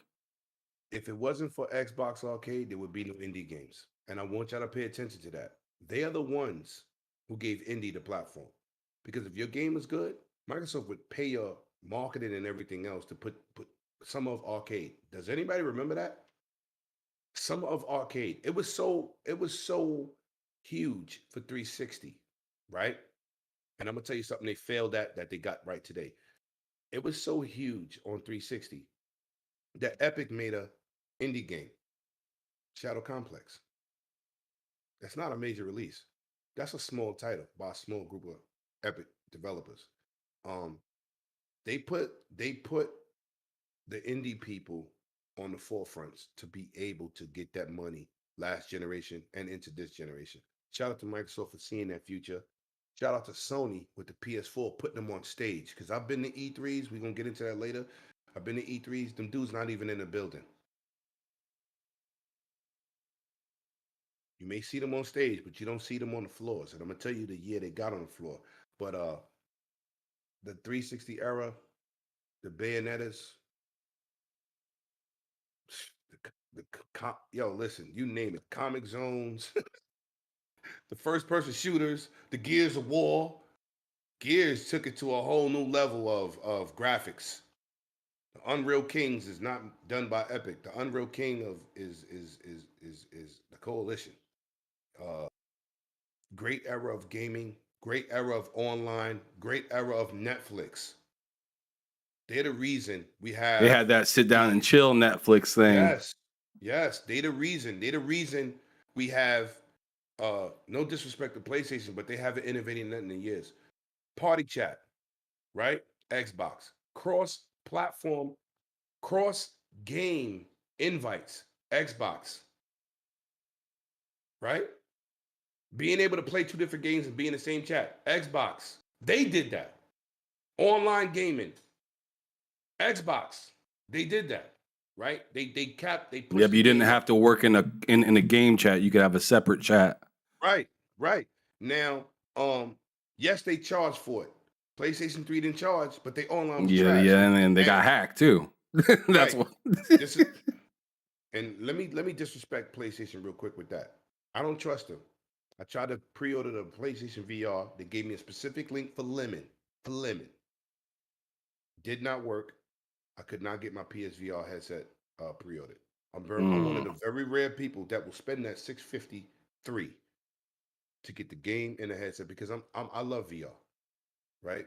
I'm really excited for the PlayStation VR because it's definitely going to be next gen, right? It's not. I don't think it's worth that price, but I'll do it and I'll unbox it. But being that I couldn't get my copy, the reason you won't be seeing it is because their website wouldn't work. I tried doing the whole course of the day. I was supposed to do it at 9 o'clock. I did it at 9 o'clock. I did it at 10 o'clock. I did it at 11 o'clock. I did it. Yo, it's retarded. Anyway, but it's like 360 took it to a whole new level. The OG Xbox was, oh yeah, take this 27 million people purchasing, but we gonna hit you with this banger down the road. 360 revolutionized all these apps that you have on all these consoles, these TVs. 360 did that. Whether you like it or not, this is not capping for Microsoft. I don't care. They don't pay my bills. I pay them to play their stuff. Same thing with PlayStation. I don't cap for PlayStation. But yes, they revolutionized voice chat. I remember my boy told me, Explosion Man, Explosion Man and Mr. Explosion Man. Tokyo's, let's go, Cloak. I'm rocking with you. One of my favorite games. I still play today. Backwards compatibility. This is my guy. Teenage Mutant Ninja Turtles. Arcade. Couldn't be rivaled. 360. They did that. Thank you. See, I love when my people know what they talking about. You hear what I'm saying, Ham? Yeah, I'm Makes loving me it feel right good now. to be here with other gamers that know what it is. Because when somebody don't know something, you quick to be called a liar. They be like, you're It is what it lying. is. You just don't know. I lived it. But anyway, so they did a lot of revolutionary things, man. But don't get it twisted. There was a game on PlayStation I religiously played online. SOCOM 1 and 2. Awesome, awesome title. I miss it. They killed it. No kill zone, no resistance, but SOCOM, I was a SOCOM dude when you had to buy that big ass fake VCR on the back of your PlayStation, plug it in the back. Yeah. 360, Halo 3, Halo 4. Absolutely amazing experiences. All the Gears games, man. I even like Judgment because Judgment was the only one with free for all. I was tired of playing with teammates that don't help you. So when they got free for all, I was like, yeah, now I'm killing everybody. So it's me against y'all. But yeah, uh 360 was the jump off, man. Um, PlayStation caught up at the end, but it was over. They was already moving into next generation PS4, uh, and the dismal 900 to 720p goddamn Xbox with no financial backing. I thought that was crazy. Yeah, I mean that was quite the flip from what they had just recently, or not even recently, have what from what they started with their original Xbox, where it seemed like they were going above and beyond Right, to make sure that they were not only stronger but just more feature heavy than any Yes. other console available. Yes. And then they come out with the with the 360, where PlayStation was like, all right, we gotta really put our foots down these times, and Xbox still took them off of their feet, and then Yeah. and then it's like such a weird 2 steps back that they took with the Xbox One, and the only like the only thing that set apart the Xbox One to me that made it like super dope, super interesting was like the snap feature in it. Other than the snap feature, The record that feature was dope. well, yeah, the record that I'm Upload so, studio. like some of the Connect features were dope in it. Snap feature, I still got my record Connect. that I looked at feature, it yesterday. Xbox on, off, volume up, all that stuff was pretty nice. Hold on. What about Battlefield? You look and your character peek around the corner with the Connect. That was in Oh, Battlefield. Battlefield 4. Yes, sir. If you turn your head like this, your character would peek around with his gun, and you could turn back. No system. It was ahead of its time, but they forced Connect on people and killed it because don't get it exactly. messed up. Connect, and I'm gonna say this for the record, and I'm challenging everybody in the chat because I'm a competitor. Poker Face, Lady Gaga, Dance Central, 2 million plus gaming score. What's up? Oh my god. What's up? 360. What's up? I'm competitive, bro. I love to dance. My daughter dances. Listen, only thing we ain't got in this house is stripper poles, and I own a club and it's downstairs. That's a fact. We ain't got no pole, but if you need one, I'll challenge you there too. Oh my god. Oh, ain't nobody trying to picture Lemon on a pole. Yo, Ain't nobody I've trying done to it see in VR. that. Shout out to my daughter's godfather, his goddamn bachelor party. I was on the pole in the stripper club with the Oh strippers in shit. VR. Oh man, you better watch out. Because they There's a didn't know how to killer. dance American music. There's a killer in the chat right now. You better be careful. Oh, Cozy's in the building. And by the way, Matt Likes Games said, I don't put any of my details in PlayStation Plus. I buy credits and get what I want that way. Don't Me trust too. it ever since they had the Me massive too. hack they had. Me too, but the only way to pre-order the PlayStation VR was to put in your card. You couldn't use no PSN points. You couldn't do it no other way.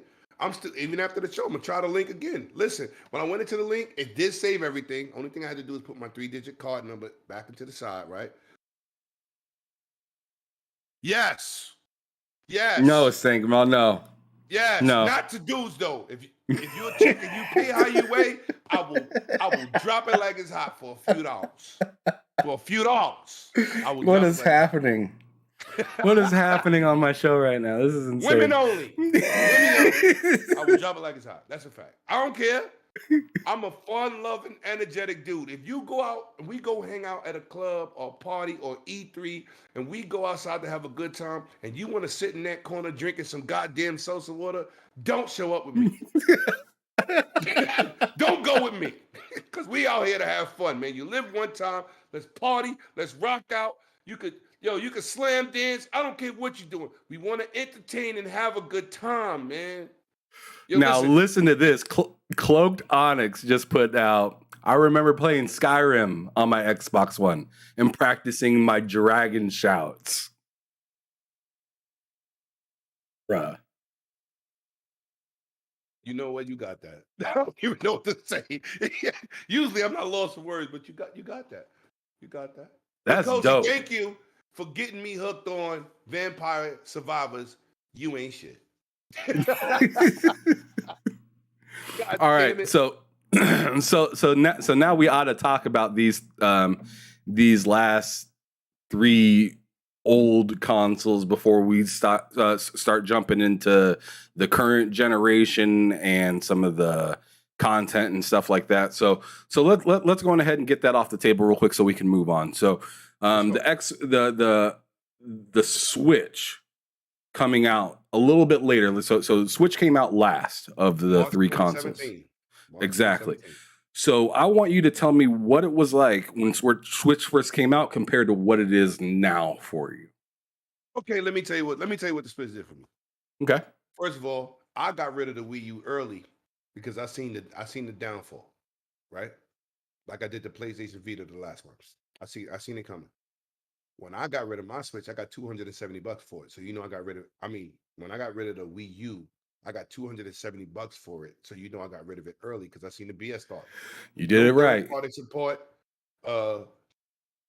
terrible advertising. It was trickling out the first party titles. I said, this is out of here. I'm Ghost. But the Switch, this is what they did for me. Every title that I had on my Switch that mattered, all Nintendo stuff. They put it out with extra content, new levels, this, that, and the third. So I got I got a whole bunch of remakes, right? So I have every single thing, from the Zeldas, to the Marios. I have everything. So it was like, thank you. You know what I'm saying? Like, y'all messed up, but y'all didn't say, let them games go to waste. We're gonna forget about that generation, right? We ain't gonna do that. We're gonna bring them back, the Donkey Kongs of the world. You know what I'm saying? I enjoyed to have those titles back on my Switch, right? Uh, so it was like a rejuvenation situation for me. And plus, with 100 million sold, I could see y'all getting that steady, constant support, whether I'm buying third parties or not. I don't have too many third parties. We got the Splatoons. I think Splatoon is an awesome demographic of game. Only thing I don't like about the Switch is their voice chat. It's not existent. It is non-existent. It's wild. Yeah. Like, don't you have to do So it through your phone? yeah, and that's why I'm not doing it. That's I even BS. stopped. I That's stopped paying for my fucking online. bullshit. Yeah, right. Like, yo, we worrying about the kids. You worrying about the kids, but y'all in Japan making games with Yakuza and they in diapers and pacifiers, grown men. But you worrying about the kids. Make your mind up. You got people getting killed in all these Japanese animations online, but you worrying about the kids on a Nintendo. Come on, man. I'm telling you, out east, they got some weird standards sometimes. They all weird. Like you some of these animes I own, The Legend of Overfiend. Anybody in the chat, tap that up. That was on Japanese TV. You got demons raping women through the whole series. Yeah, Like, but Callisto Protocol's crazy, Callisto right? Protocol is too much. Like, listen, man, I don't want to disrespect nobody's culture, but sometimes y'all need to take a step back and let people enjoy their games. This is gaming. Ain't no game make people do crimes, right? They don't do things like that. Listen, I grew up in the street, so that's why I love Grand Theft Auto Story, but I don't like going around jumping in clans and gangsters and all. I lived that life. I don't need a game to do that. I love Grand Theft Auto, but certain things, only game I really love, which brought me and my 6-year-old child at the time when she was 6, me, my godfather who's in his 60s, and my 6-year-old daughter, and I'm older, of course, than my daughter, but I used to play Red Dead Redemption with her because we used to go into the bars and start a shootout. And it was good to have my daughter with me because she used to start it. certain games, like that and Left 4 Dead. Me and my daughter used to play every day, man. She in there right now. We used to play. She's 20 now, but certain games bring a certain. But the Japanese people, man, they pick and choose what they like. But I'm like, The Legend of Overfiend. If you please, people, Google that. Legend of Overfiend. It's about demons taking over the earth, and the main villain, the main hero, is mixed with demon and human. And when you see these sex scenes that these demons are doing to these people, men and women, that was on Japanese TV. But they worried about Callisto Protocol and voice chat on Switch. Like, okay. There's a little imbalance there, but a lot of imbalance, but apparently they ain't ready to have that conversation quite yet. But if you guys aren't enjoying this conversation, make sure you guys hit that like button, share this out, hit that subscribe button. If you're not already subscribed to the channel, I'd appreciate it. Kicking it here with my boy Lemon right here. And right now I want to talk about the Xbox One and what bothered you about that console, because it seems like a sore topic for you. The way you brought it up was just a little cringe. So I want to hear from the dragon's mouth. Like what came across your mind when you seen the E3 showing for that and everything like that? Oh no, we're gonna go before that. Oh, okay. Let's take it back. We gonna go to that May preview. Uh-oh.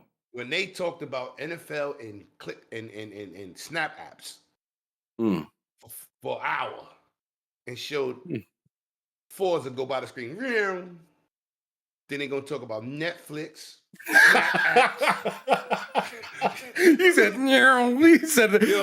done with gaming. I said, that was the only show I watched for gaming, and they talked about NFL packages, Netflix, and different apps coming. And I said, what are we doing here? What are we doing? I'm a hardcore dude. I'm supposed to understand what you're presenting to the table. Some people, you got to break it down in layman's terms for them to understand a show or a trailer they watched. I needed somebody to give me some guidance. I was confused. I said, my company has fell to the dog shit. What are we doing?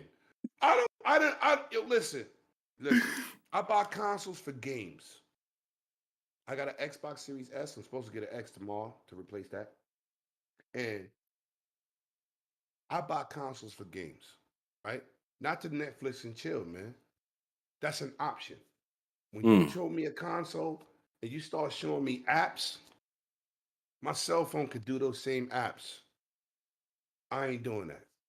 That was the first mistake. You left your hardcore crew, your hardcore investors flabbergasted. We were stuck on stupid. I got on the phone with like 10 different people. Yo, what just happened? They was like, yo, bro, I don't know. I said, well, we buying a VCR? What is this? The new Blockbuster? What are we doing? Right? These are the new Blockbuster. So now PlayStation comes out. It's a 1080p system, but it's a 1080p medium to low setting system. It's not great textures. It's not. Could have been way better than the 1080p got. A ton of the games didn't even run on 1080p. Right. And then we get Xbox, who barely pushing 900. A lot of games 720. Right? Okay, Quantum Break, very exceptional, great looking game, great story, completely crapped on by the media, right? 720p. I'm a high definition dude. You know, I like to play in the greatest fidelity. I'm not saying everybody do, but I do. I pay how I weigh. I'm willing to spend the money to be that upper echelon, not to impress you, because I'm happy. That's who I am, right? Yeah, you got to live with it. Right. I buy this console, and I'm like, this is bad. Right?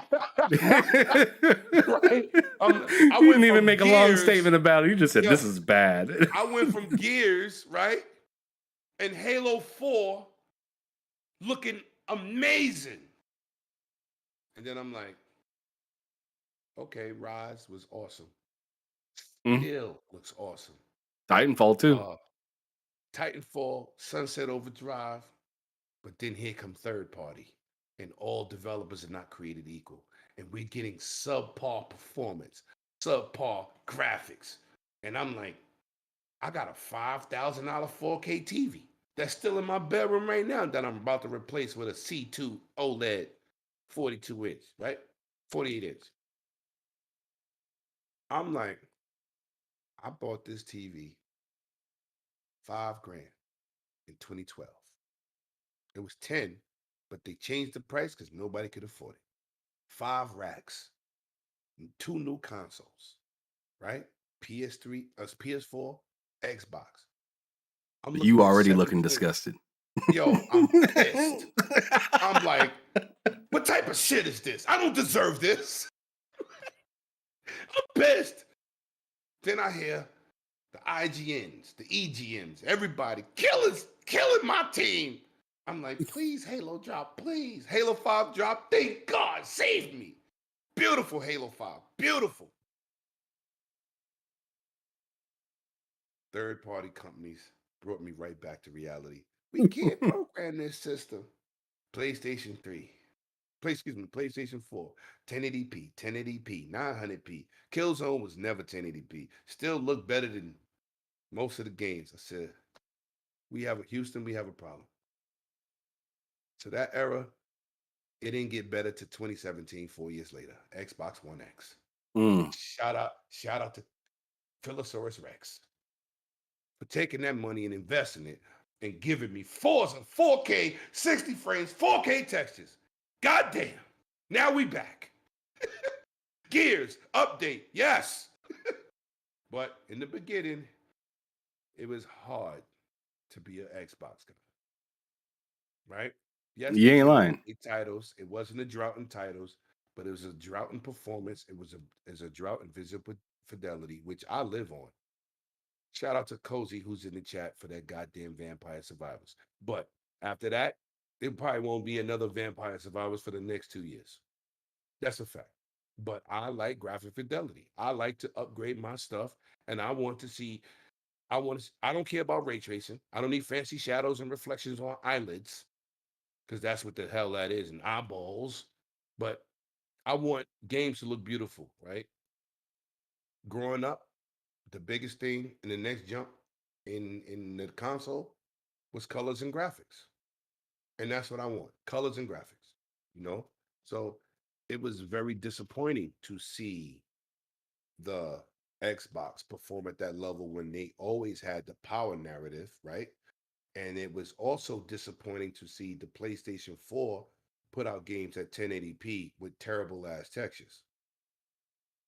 So last gen was not, shout out to God of War. Shout out to Horizon Forbidden West, right? Horizon Zero Dawn. Horizon Zero Dawn. Shout out to those games. Shout out to Last of Us for showing what those consoles could do. Shout out to Rise that showed when the developer know what they're doing, what it can look like. Sunset Overdrives. Shout out to 343 with Halo 5, the Gears team, right? But every developer is not built like that. And you need a console that these developers can at least utilize to get some type of performance out. And they were struggling. They were struggling with that Xbox One. You know, I'm a Mm, I'm a I'm a Connect player, but Connect ain't for everybody. facts. Don't put it in the box. What are you doing? Let it be an option. That's like forcing everybody to buy VR. Everybody don't play VR. That's a niche conversation. Okay, And shout so out. Go ahead. no, I was just gonna say, so going back to the other side of the aisle, so obviously Xbox disappointed you a lot. Not with the So titles, but with the performance. so going on to your PlayStation now, tell me about your PlayStation 4 experience. Um, I only buy the first party games.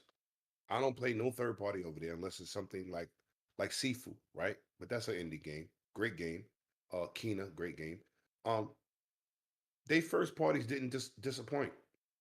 I don't play Call of Duty over there because Xbox Live is the best. Period. You Back. know, uh, I wasn't disappointed in Sony because I buy Sony for what I buy Nintendo for. First party only. There's some Switch titles I have third party. Astral Chain, right? A couple others, not too many. Bayonettas, right? Which I didn't buy the last one because the performance is horrendous, so I won't be purchasing that unless it goes on sale. But the first party support from those studios graphically, God of War looked as good as God of War does on the Pro or the PS5. You really can't see the difference. A little It bit it with it it, details it and it runs sharpness.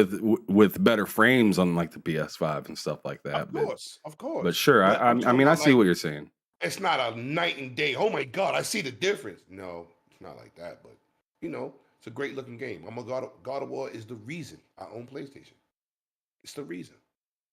If when they kill off Kratos and make Atreus the main character, I won't be playing God of War anymore. What other game can you slaughter guards, sleep with 5 chicks, and get drunk, and go out there and kick some more ass? It's only one. Well, I mean that's the old Kratos. school. That's the old Right. school ones. That's Right. PS3 and PS2 Right. right there. You talking Right. about? Right. That's how they got me. This new one, no, Kratos cannot teach you how to be a father. I don't know why Sony ever said that in 2018. That was like a slap in the face because I don't need nobody teach me how to be a father. But Kratos is the reason. Look, I bought the last collectible besides the Millionaire Edition. This is what your boy do, man. This is what I do. This is my favorite character, man. I have so many Gears of War, so many Kratos pops, and I collect all that stuff. Horrible. But listen, PlayStation 4 had a great generation of good titles, right? It just did. First party. But So did Microsoft. Every game don't look like Forza. Every game don't look like Gears. Every game don't look like Halo. Let's be real here. Willow and the Wisp, right? That's Willow in the Blind Forest. You're talking about Ori, Will of the Wisp. Ori, Willow the Wisp, right? Ori. Yo, listen, awesome game, awesome, right? They brought out Cuphead, even though it's hard as hell. Awesome game, right? Awesome, right? First party, Microsoft delivered, but you know, power wise, I was like, nah, this ain't what we doing. Like, I was not happy. You know what I'm saying? And You don't then want to this play no cooking generation, simulator. You want cook. You don't want to cut up no carrots. nope, no goat simulator, none of that. None of that. No, nah. I'm sorry. I like graphics, right? And I like indie games too. Seafood is dope. You know, Kina is an indie game, dope. You know what I'm saying? I love, but they look good and they play good. So, you know, I didn't spend $500 and another $3,000 on an AK TV to play Vampire Survivor. Not that I'm knocking the game, but you, you don't need a $500 console and a $3,000 TV to do that. No. You could have stayed last gen. You Yeah, could have stayed gen before that. Yeah, I was gonna say you can go a couple gens back with that game. So, you know, I want to see games that take advantage. Like I love what Ratchet and Clank looks like. You know what I'm saying? The Witcher. I mean, not The Witcher. Watch Dogs looks amazing with the ray tracing. Valhalla looks dope. Halo looks dope. The Gears update looks good. It could look better, but that what was the one? Hive Hive Busters. Busters. Woo! Oh my God. Hive Busters was fire. Oh, God of War, Horizon Forbidden West. This is what I bought the console for. I want to see graphic fidelity and gameplay. You could have everything. You can have story, graphics, and gameplay. You can have, you know, that's what it is. That's what it is, brother. I mean, you know, I'm happy to have my Millionaire Edition. The game looks crazy. You know what I'm saying? And it plays good. You know, and I play at the 30 frame mark. Oh Because damn. I don't, if it's single play, I don't care. I don't. I do not care. If it's multiplayer, it's got to be 60 and better. It could be 90, it could be 100, it could be 120. Multiplayer is different. Single player is my experience. I'm by myself. I don't care what you think. That's fair. I want graphics. I don't care. Like, you know, God of War, I'm playing at 40 frames because it equally goes into my 120 hertz TV, whereas 30 does not. Oh, it kind of does, but 40 is better. Give you better smoothness. Fair enough. So I mean, yeah, it's your game. You play it how you want. I'm just happy that they got options in a lot of these games. It's when you don't get an option. You mean like Is Gotham when you Knights? get But so I still, I mean games like that. Sure. I mean, you could Gotham even Knights say a still Plague runs good. Tale. You can even say a Plague Tale Requiem, the new one on consoles. It only say gets this. up to 40. That's an indie game. They don't have the budget and they don't have the manpower to do what we want them to do. That's an indie game. It's a better quality indie game, right? But like I always say, every developer is not created equally. You had that clown that came out and said, "Oh, the Series S is holding back consoles."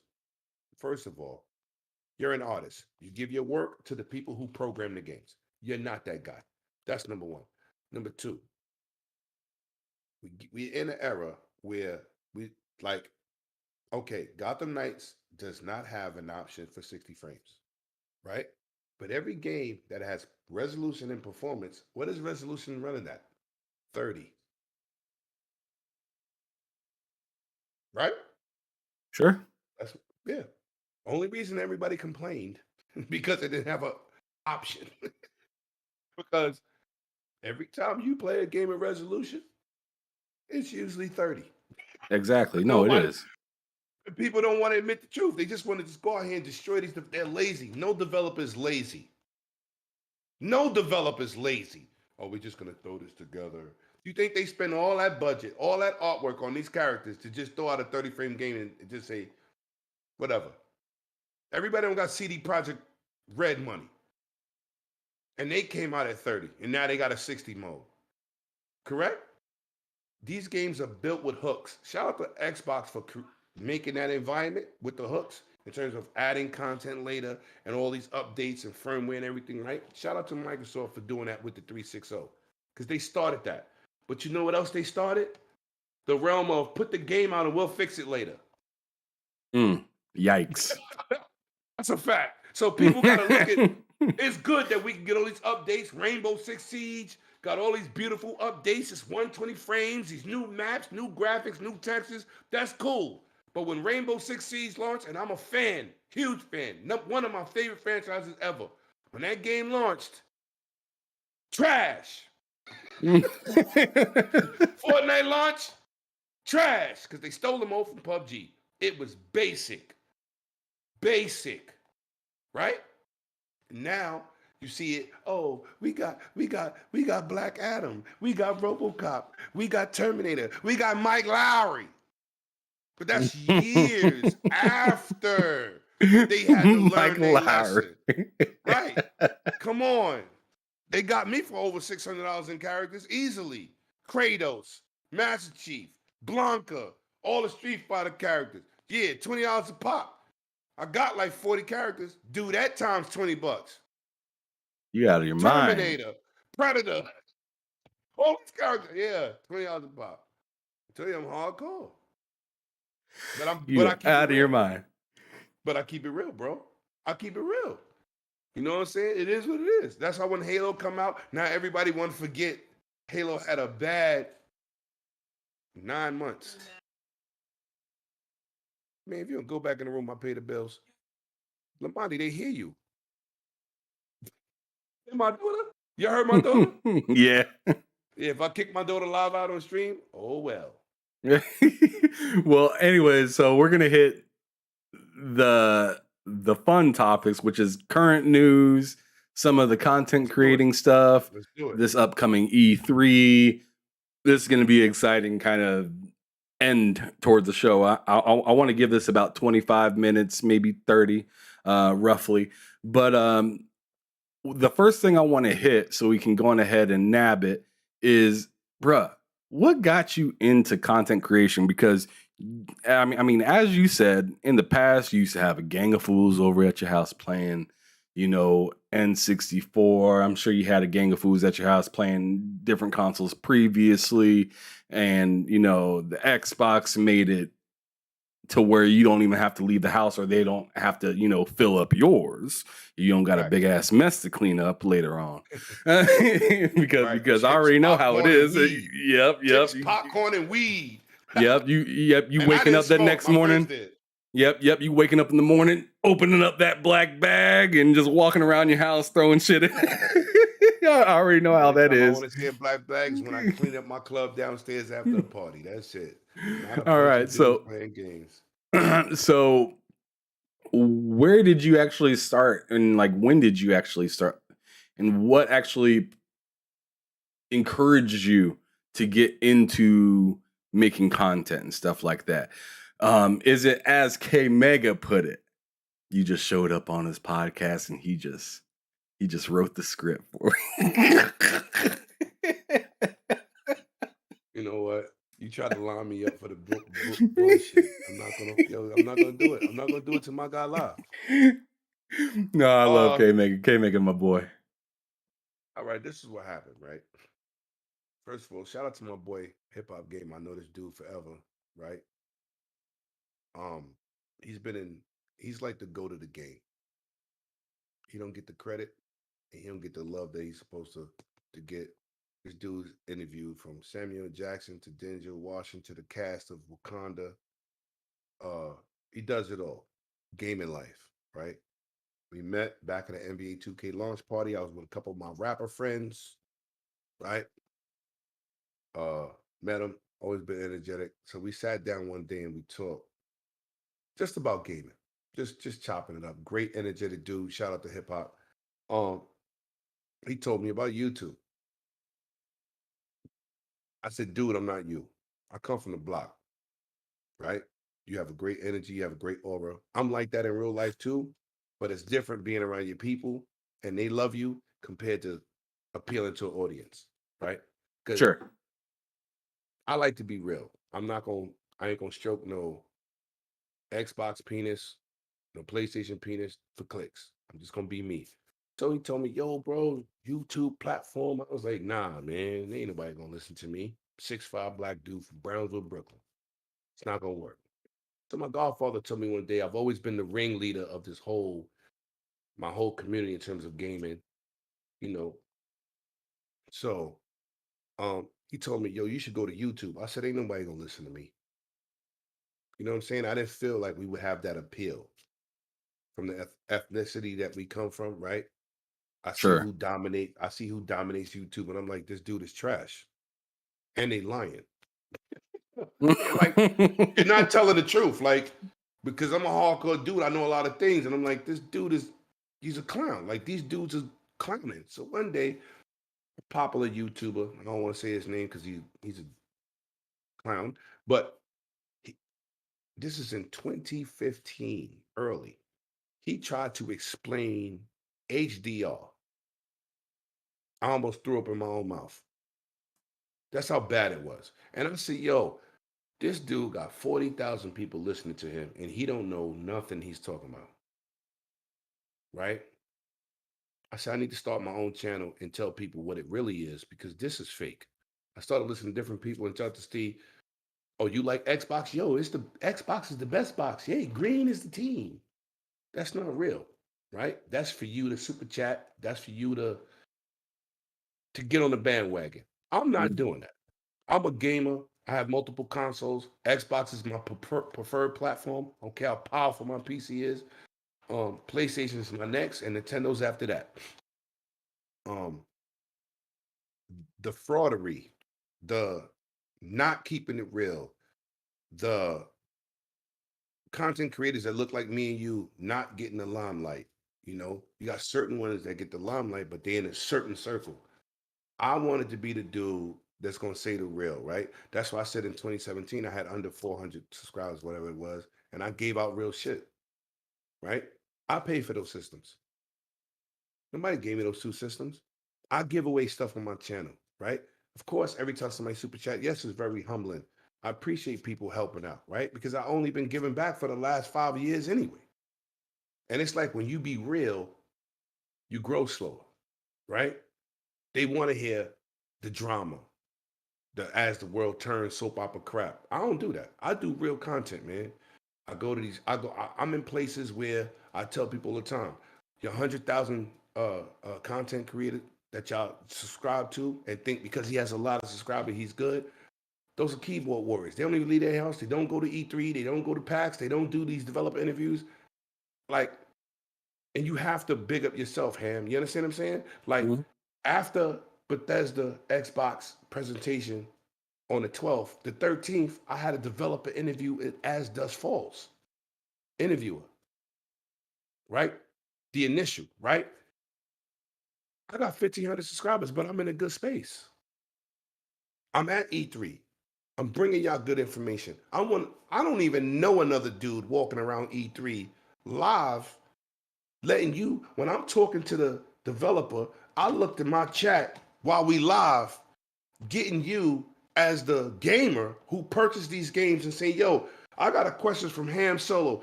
He says, Mr. Ed Boon, what made you think about making this game? And what was your drive behind making Mortal Kombat 11? This is what I do from the floor. Do IGN do that? Do EGM do that? You don't see Kotaku there. You don't see Magic Box there. So I said, I'm going to bring the real gamer to the floor. This is what I've been doing. You know what I'm saying? 2017, I met Phil and Aaron Greenberg. Aaron, my dude. 2017. I pulled up. I'm a New York dude. Flamboyant, loud, truck banging. It's gonna give it to you. Had it on repeat. Jump out the truck on 5th Avenue on 57th Street, the Microsoft store. Midnight launch. Yo, Phil and Aaron was like, who's this dude with this energy? I jump out, camera in one hand, mic in the other. Y'all ready for this Xbox One X launch? People looking like, what? Yo, everybody turned up. We talking about hundreds and hundreds of people. Phil and Aaron had to walk over like, yo, your energy is crazy. But this is who I am. And that's how people know me.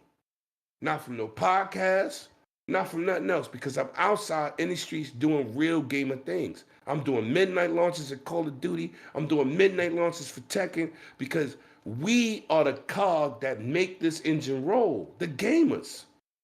These YouTube dudes who sit behind their keyboards and start wars and talk they banter about PlayStation versus Xbox. That's not content. You get in here and talk about this gaming news. You try to keep it real about your information you give people, and that's what you should be doing.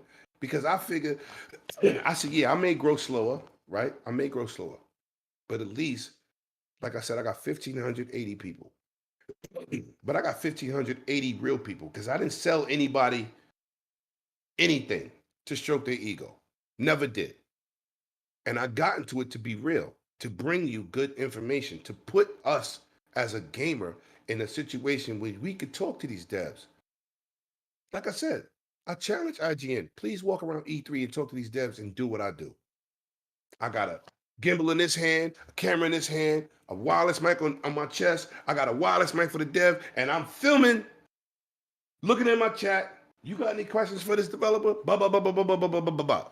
When dudes looked at me at E3, they said, yo, who is this dude?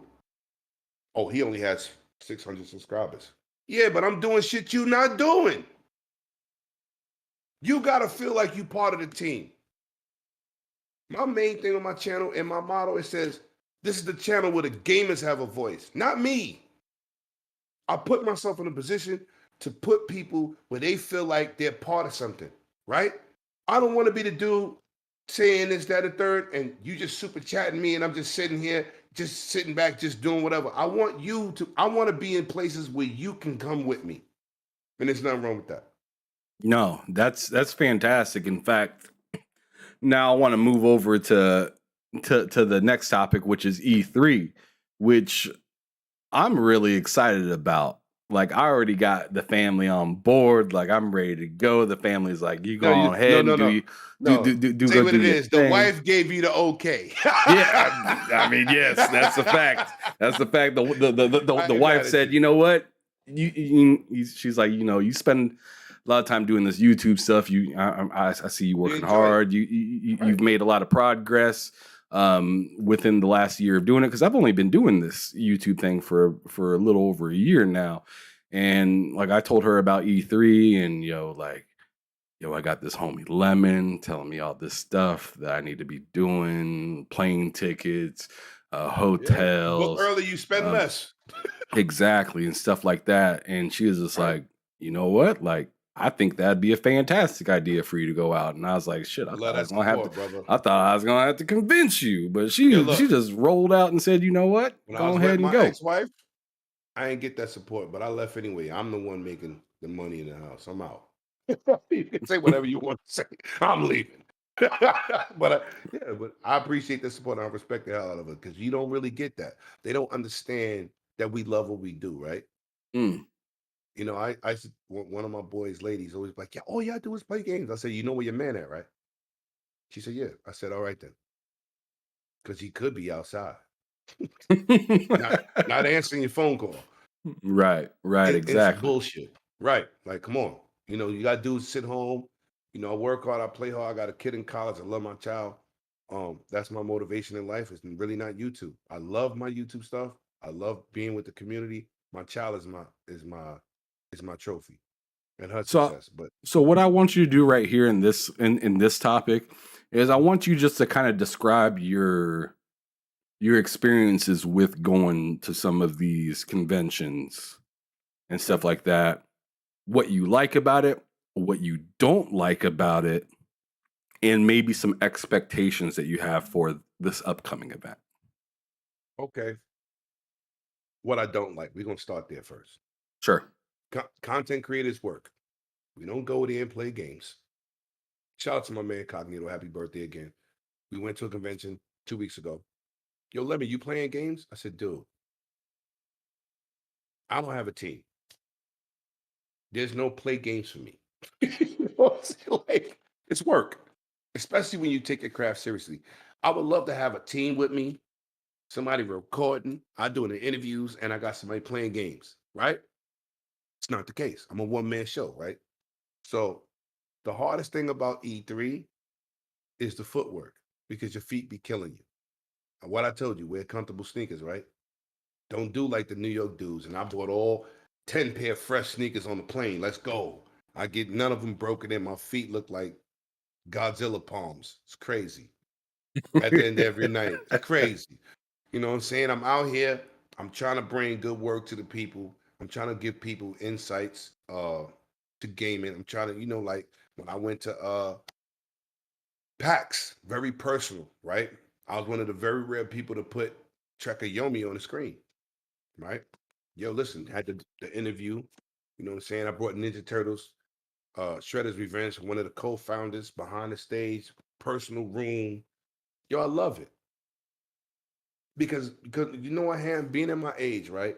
I didn't picture me coming from my background, right? That I could be in those situations, right? So the worst part of E3 and the best part is the footwork because you really be tired.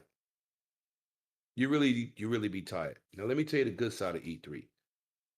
Meeting people like yourself. The dinners I have with my lords, my homies, right? Like we all live in New York, we hang out all the time. The 100s of the world, we have a big party at 100 House and the big barbecue. You know what I'm saying? Everybody's welcome. I pay for the food. I just tell people bring a brown bag and some sides. Whether it's chips, potato salad, whatever. Go to a local supermarket, buy something. You know what I'm saying? You said bring some drink and some Drink, sides drinky drinks. You and know some what I'm sides. saying?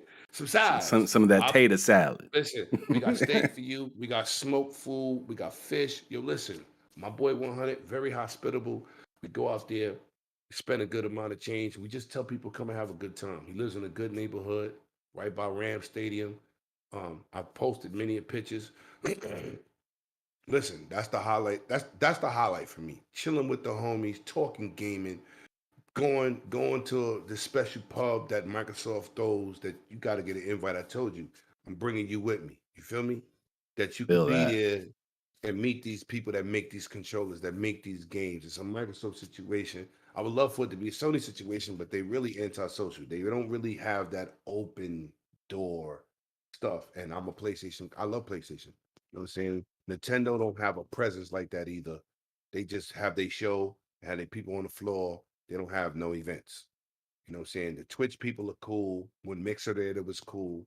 Um, that's the highlight of E3 for me. The developer side is work. That's it. That's just straight work. But it's the putting everybody, it's also standing on those lines to get in. And you with so many gamers. There's no console warring. Don't exist. It's like a big family, and everybody around you is into your hobby. What space, Ham, have you ever been in that type of situation that everybody does what you do? It's Have you ever very had that rare to situation? find that. I mean, I Yes. went to a convention. I went to like an old, like a classic game, like retro game convention, and that was really nice. Everybody Right. knowing what the hell you're talking about. Yes. Yeah, You don't feel like the standout, like the sore thumb. Yo, or the listen, fucking man. nerd. Like you don't feel Right, like the right. fucking Because we're super loser. nerds today. We're super nerds. You know, I came up in a generation where if you played video games, you was a clown. Mm. The chicks wouldn't talk to you. Now you're a gamer or you're a content creator. Oh my God, what how your channel look? Girls is all nice. You're like, what? This was one of the few shirts you could get away with rocking back in the days. Was Yeah. like a Superman shirt. Yeah. I mean, Or I mean, you show Wolverine up or something major. right. You show up wearing a Right. Pokemon shirt, you getting laughed out the building, bro. Now, not out there. Not out there. Not out there. So that is the highlight, man. You know, like I said, we did the game, the convention. Oh, it was last week, not 2 weeks ago, last week. And we went out to eat. And I'm filming right away. My man Tim Douglas like, Lemon is crazy. I said, no, this is me all day. This is what I'm here for. That other stuff was work. Doing those developer interviews was work. But now we get to lay our hair down. We don't get to see each other all the time. People got lives. People got jobs. Got things going on. You know what I'm saying? It was COVID at the time. You know what I'm saying? To get my brothers back in the same building, we sitting at the table, we breaking bread, we eating, we having these conversations, we planning for Smashing that E3. tater salad. Listen, facts.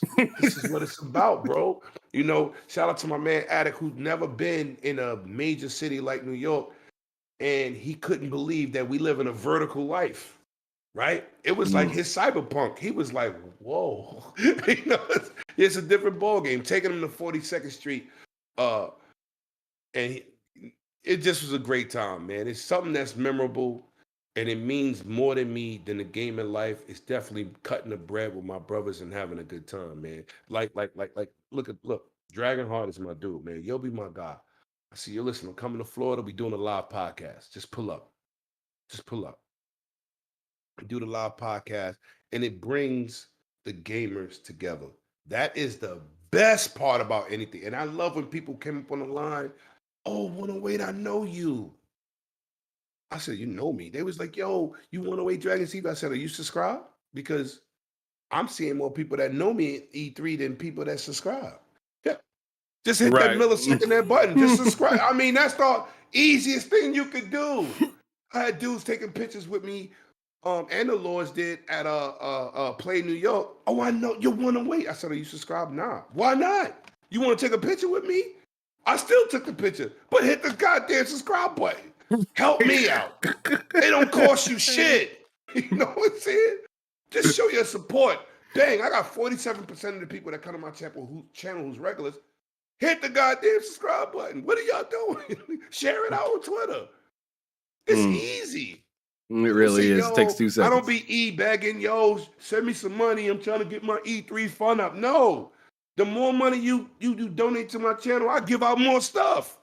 That's what I'm saying over here. I'm trying I'm trying to get like that because I already got everything I need. I got everything I need. I mean, I do want to upgrade my sound system. Nice. I want to upgrade my sound system, but I already got, you know, my 3080, my retro systems, my PS5, my Xbox Series X, One X. I'm gonna be getting the Series S here soon. I got 2 Switches. I mean, I don't need any money from anybody to purchase any new games, any new controllers, any capture cards. I don't need none of that.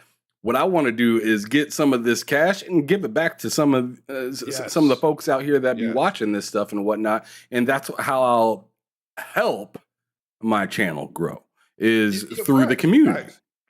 Absolutely. I 100, right? I'm a big tech dude, right? I got 3 cameras over $3,000, right? But when I do those tech reviews and those unboxings, I pay for that. I don't got a sponsor. My biggest thing is I want a B&A sponsor so I can get in the next tech thing so I don't have to pay for it. You understand what I'm saying? It's the small things that matter. Like, I want people to send me things and say, yo, review it and send it back. I don't care. But anything I've reviewed on my channel, Lemon pay for that. Say it. The only thing I haven't really talked about on my channel is my TV because who would I be talking to? 8K don't even matter. I didn't buy my TV because it's 8K. I bought my TV because I didn't want to OLED as my main TV because I was scared of burning. In my bedroom, I don't play games. I'm going to watch that and put my Blu-ray player on it and my Xbox Series X, which I should be getting tomorrow from my second one, taking back my S. But I pay for this. It's the sponsorships that matter. Let these people pay for it. Y'all give me the retention on my channel. I can get this sponsorship and I'm gonna help you because I'll be able to get these codes and get money off and everything else because this is what I do. But if I have to pay for everything, which you invest in yourself, right? But if I pay for everything, that takes money. I got a Canon EOS R. I bought it for E3. It was $3,000 with the lens. I bought another XF400 Canon. It was $3,000. But I'm a tech dude. You understand? I'm not gonna buy the $500 camera, and I know I got to upgrade later. I'm gonna go and do what I want. I just got the Canon R7. Another $2,000. I mean, but I review it, and then people go, "Oh, that's nice." But if I put up a video one time where Street Fighter did this again, and I had a Street Fighter character with her boobs out, it had 4,000 views. And I wasn't talking about nothing. I said, yo, we have to do better.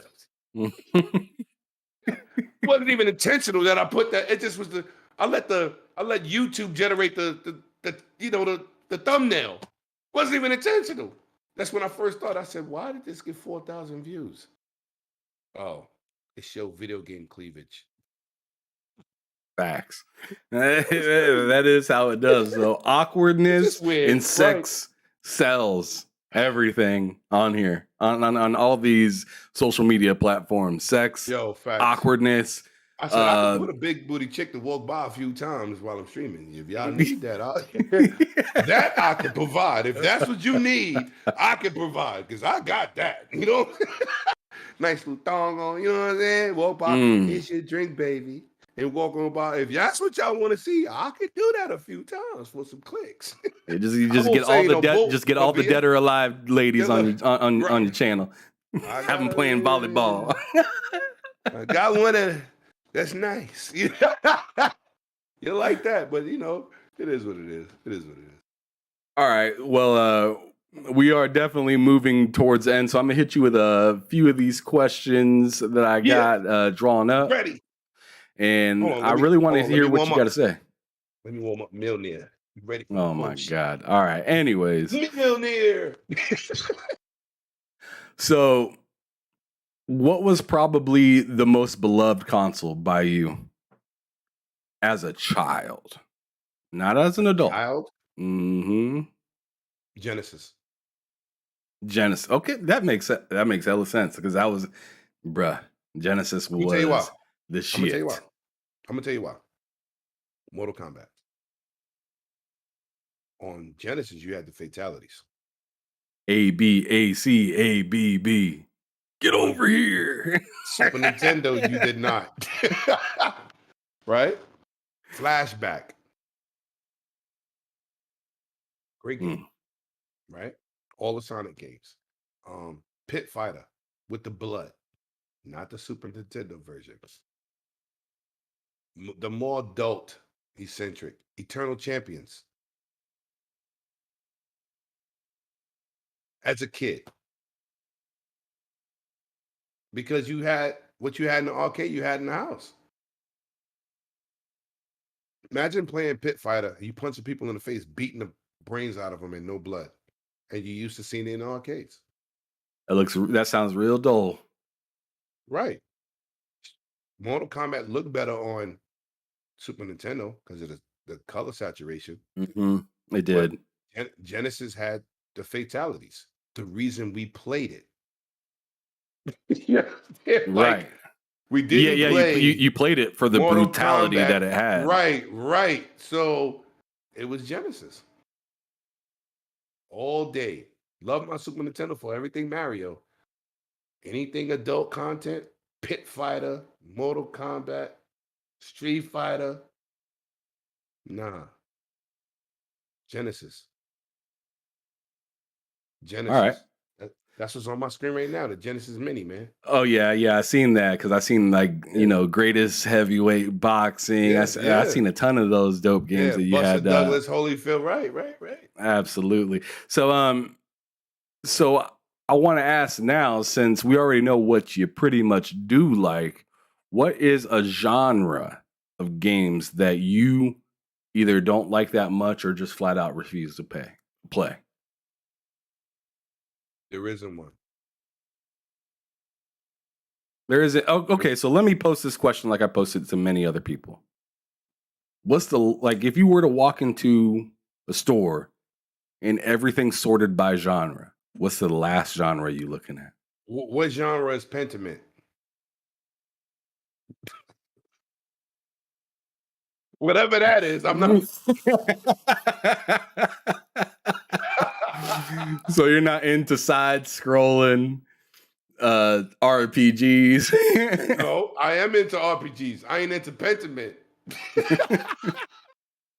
It just came out it just came out today. Have you played it? It came out last night. Well, yeah, midnight.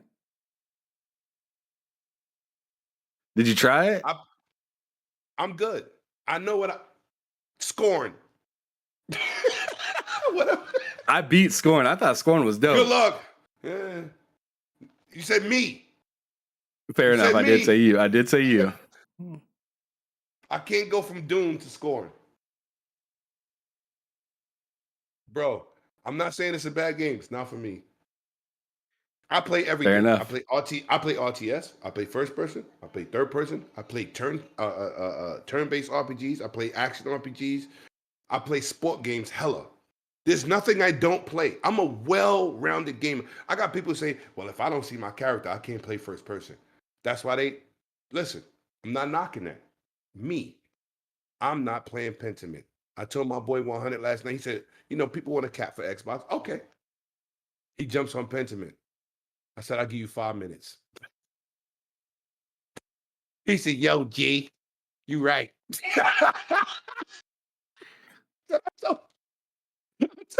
It's not that it's a bad game. Didn't say that. It's just not for me. Fact. Scoring can be an awesome game. If you like that. That's like playing Myst. Remember Myst on the 3DO? It is very much like Myst. I see what you're saying. Come on, bro. Come on. I don't want to play that. I'd go as far as saying it's a much simpler version of Myst. Because Myst is tough. Yeah, Myst is tough. That's why I brought it up. Because I know you knew what that was. Listen, just like I told Cozy, right? I'm not saying Vampire Survivors was trash. I just looked at it and said, I don't want to play that. But once I played it, you see me playing it, right? I got to level 28 last night. 100 said, damn, I'm at 10. Right? And then I seen somebody else who just basically trumped what I did. I think it was my man Scrub who posted that. I said, whoa, that was crazy. Boomstick on his podcast today had some gameplay. I don't know if it was his, but he had some gameplay. I said, God damn, that's a lot of stuff on screen. Because I kept saying, why does it say Xbox Series X and S? But now I see with all those sprites on the screen, it's a processing thing. So, but yeah, I play everything. Bro. You just don't need a 2022, 2023 TV to run the game. Yeah. Facts. But yeah, the processing in that game, because I can only imagine because I'm very much like you. I seen somebody playing and I was just like, that looks hectic. God, that's crazy. Right. I thought I was doing something. Oh, wait a minute. I'm the tip of the iceberg. But it's still a dope game. So it's not about just because it's graphical. I love it. I really love Vampire Survivors. And if it was to leave Game Pass tomorrow, I would make that purchase. Honestly. But shout out to Game Pass for bringing this to my attention. So I asked you what you refuse or not really like, and you end up just talking about what you like. No, but I'm saying I told certain games. It's not a genre because I play every genre of game. I love Telltale games, right? I love RPGs, action and turn-based, right? I'm not playing Persona. I'm not playing that. I feel I understand why somebody wouldn't want to play it. For me, no, it's a great game. It is fun. I don't want to see a penis demon on my screen in 8K. I'll pass. That's my daughter comes else. In and say, "Daddy, what is that?" I don't know. You're like, I don't want to have to describe this. Right. I don't want to explain. Yo, I told somebody, because I talked to you about it. I said, listen, how do you explain this to your kid when this comes up on the screen? I mean, nah, she ain't dead, bro. Thank you. Right. Thank you. So don't try to act like I'm bugging. I'm not bugging it. I don't want to play games like that. I dealt with Yakuza Like a Dragon, the dudes in diapers and pacifiers. Okay. But that's where it stopped. Fair enough. So let's see. I got about 3 more questions here. So the first one is, what were the best 3 games that you played this year? And it doesn't have to be games that came out this year.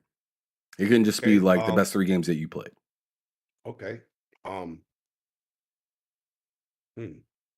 Halo Infinite. Guardians of the Galaxy. What? Oh, Call of Duty co-op This new one. that I just played because I skipped last year. I beat the campaign. I didn't play multiplayer, so I was kind of like going through my fix. I needed a fix, right? Um, Call of Duty co-op yesterday with my boy Flamish was dope. Was dope. Call of Duty is dope. But I got another game that I gotta bring up. As Dust Falls. Completely amazing. You're gonna put that you're gonna put that in the like how do I want to put this? You're gonna put that in the like Almost close game of the year. to top 3. Almost game of the year for me. Did you play that game? Wow. Yeah, I beat it. I beat it 2 different ways. Yo, the game is deep. The game is deep, bro. It is deep and it's crazy. Yo, it's crazy. But I'm a Telltale dude, right? I like Telltale. Makes I like sense. Detroit Become Human. That game is dope, man. And you can play it with 8 people. That game is dope. Forget me interviewing developer. They could sell you. They could talk about something and try to sell it to you. That game is dope. I'm sorry. I'm with it. I support it. That's definitely. It should have been nominated for more. Shout out to the Fake Game Awards. Not that I do rock with Jeff Keighley. I've met him. I've talked to him. I put up pictures with me and him. Good dude.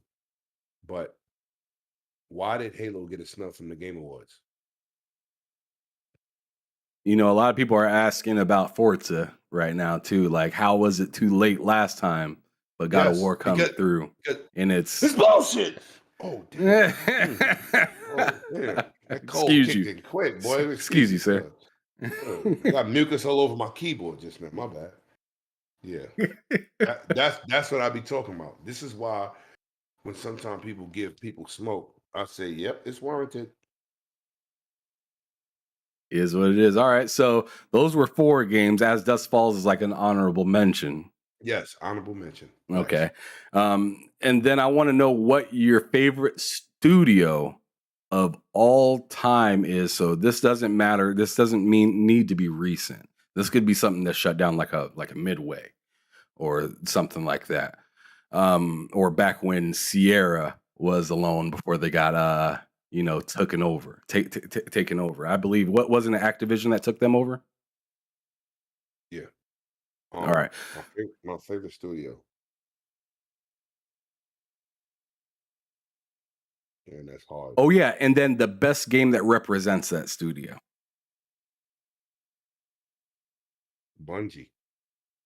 Okay, I already know where this is going. Then Halo. It could have been 343-2. I love the Coalition too, but you said 1. It's hard to say 1 because I love Mass Effect. You know what I'm saying? It's like Mass Effect destroyed Japanese turn-based RPGs, and people forgot about that. I love Mass Effect. I beat each game 3 times. I can't say that for a lot of series. That's a lot of choices right there. Santa Monica Studios with God of War. Dude, those are my favorite games. I can't pick one. I'm sorry. You're going to have to. Bungie. Bungie with Halo. And a lot of those dudes from Bungie's in 343-2. So, Bungie. I feel you because, I mean, the way that you described how that Xbox changed your life and how Halo was at the forefront. Though. Not me. It changed online gaming. Online gaming. That game was detrimental to gaming. If you look at the first, like I try to tell this dude, right? He tried to tell me about Halo. I said, first of all, you're not a Halo guy. First of all, it's too much for you, right? You're not a Battlefield guy. You're not a Halo guy. Stop, right? Halo hit every college campus in the United States. LAN parties. Every campus. It hit the military where they was buying Xboxes for their soldiers to play this game. Right? LAN parties. LAN parties. That's what we talking about. It changed gaming. Xbox Live changed gaming. Xbox Live is the reason we have what we have. I'm talking about voice chat, cross-platform play, cross progression saves. Xbox did that, and it started with Halo. There was no game to do that. No game. Sony didn't have an answer for Halo. Billion-dollar franchise right off the bat. This is before Gears. Before Gears.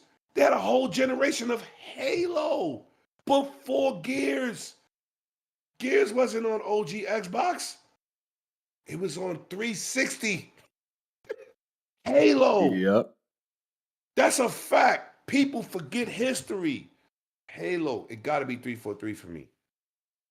Got to be. 3-4. Oh, okay, so now it's 3-4-3 instead of Bungie. I mean, well, Bungie. It's the same because Bungie, the head of Bungie left. They didn't take everybody with them. A lot of the coalition is some Bungie dudes too. They didn't take the whole team with them. That's false advertisement. They took their name. They didn't take the company because look at Respawn, right? They came from Infinity Ward. Only the two main dudes that started Infinity Ward left. They started their own team. They didn't take everybody from Infinity Ward. Why do you think Call of Duty never slipped with Infinity Ward games? Never did. So it's Bungie. Okay. Facts. I like your answer right there because there's a lot of history that goes behind that and whatnot. So it makes really good sense. But what game are you most excited for in 2023 and beyond? So scratch anything that's coming out within the next month and a half. Just beyond that. Forza, of all things. You excited for another car game? You know why? I need to know. It's what I talked about earlier. Graphic fidelity. Nobody's trying to see that ray tracing on cars, huh? Nobody's better than Turn 10. Playground does a good job with Turn 10's leftovers, right? We're going to show you how to make this game. Forza Horizon 5 is a beautiful game. That's last gen stuff, though. That's not a next gen game. That's last gen's engine. That's not the new Forza tech. Forza Motorsport 7. 4K textures, high HDR color gamut, right? No pop-in, beautiful cars, excellent frame rate, never dips, 60 solid, Xbox One X. Name somebody who did that last gen on any console. Because Forza 5, right? Forza Horizon 5 has 12K textures, right? 12K. Because of the system's hardware on next gen. Has 4K textures on last hardware, but it's using last gen's tech. It's just taking advantage of the power of the system so they could do a little bit more. We haven't even seen what Forza could look like until Turn 10 shows its next engine. I'm excited for Starfield, but it don't look like Forza. Cloaked Onyx said, "Why not Fable?" Because we didn't see. That's where I was going to go with it. We haven't seen enough yet. We can't anticipate what it's going to look like. Listen, we could say Avowed. Have we seen it? I mean, I'm not going to get. We've seen Forza. I mean, don't get me wrong. I'm excited for Fable, but I'm not excited the same. I'm not excited the same way I am with a game that I've actually seen some gameplay from. Right, we saw gameplay. All I seen from Fable was a fairy get swallowed by a frog. Right, and I'm a Fable guy. Don't get it twisted. But we seen graphically what the hell Forza's gonna look like. I don't want no CG. I don't want no cutscene. I want to see what it looks like. We've seen Forza Motorsport 8 or whatever they're gonna call it. The boldness that they had to put a car wreck as part of their trailer is insane. Talk about it. The particle effects with the scrapes. Because one of the first things people said was, you can't get that on a GT7 like that. You do get some car wreckage in GT7, but it ain't like that. Not at all. It ain't sparks flying and shit. First of all, GT7 is the popsicle car game. People say, "What you say?" No, but it's true. If you ever played GT7, and I was a fan, they fell off. It's like they stuck a popsicle in the back of the car, and the ass of the car never leaves the center of the screen. Never. Go watch a video and please show me where the car actually. I played the game. It looks. No, I'm talking to you and the chat. Okay. Yeah, popsicle cars. Popsicle. It's not the first time I said it. I've been saying it for the last 2 years, or a year and a half. Popsicle cars. See, I think a lot of people don't know what popsicle cars are. Remember, I just explained it. It's like sticking a stick up the ass of the car, and the ass of the car never leaves the center of the screen. It's like you turn in the map and not the car. Go watch the video, and you're gonna say, "Damn." That's exactly that's a perfect way to describe it. It is like you're moving the track. Yeah, exactly. You're driving the track. You're not so much driving the car per se. Sometimes is the way that it feels. Now I know like one of the things I do have to give kudos to with GT7 is the haptic feedback on the controllers. It's phenomenal. It's really nice. Filling the brakes and everything like that. Right. It's great. Right. But then you look up and see what your car is doing, and you're like, why does it feel like every car I drive is like a bus? Fight. Right. It's a fight. I turn haptic feedback off and everything. I don't want to fight my controller to pull a trigger, pull a bow. But Onyx, I'm gonna address you real quick about Fable. I'm a Fable guy, right? But ain't no cutscene trailer gonna make me say, "Oh, I'm looking forward to this because of this." No, I'm looking forward to what I know we getting. Hopefully, this E3 we see more Fable because I will be on board for Fable 2. Cloaked Onyx said like Super Monkey Ball. That's exactly what GT7. You're right. Wow, I didn't even think. I mean, it's because like you turn in the track and not the car. He's talking about this joint right here. Oh, he pulled it out for the cue. Yeah, I mean, Lemon. You know, you know, I'm about that life. I got something to show you to show you when you mention it. But yeah, brother says like Super Monkey Ball, and he's so right because no matter how you move, it's dead in the center. If your car tips away, your screen tips with it. And I do not like that. So like if you go and you wreck, which is obviously not what you're trying to do in the game. You're not trying to wreck. But if you do, and you do some sort of barrel roll with your car, you might vomit by the time you get by the time you get stabilized again, because your screen just lost its fucking mind. It's very uncomfortable. But brother, he hit it right on the head too. Yeah, you really did. Perfect, Cloak Onyx. Perfect description to that. But now I got to hit you with this question before I hit the compound question toward at the end. This question is something I haven't asked anybody else on stream yet, but it's a very simple question. You've probably heard it a million times. What's your game of the year and why?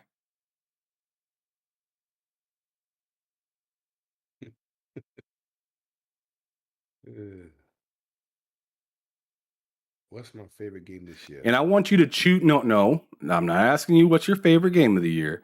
I'm asking what's the game of the year of the list that's available. If you were to pick a Plague Tale, God of War, Elden Ring, you're picking Elden Ring. No. I said I finished. Oh, you were just finishing my sentence. Okay. Right. What would you say then is the game of the year of the choices that you have? God of War. God of War.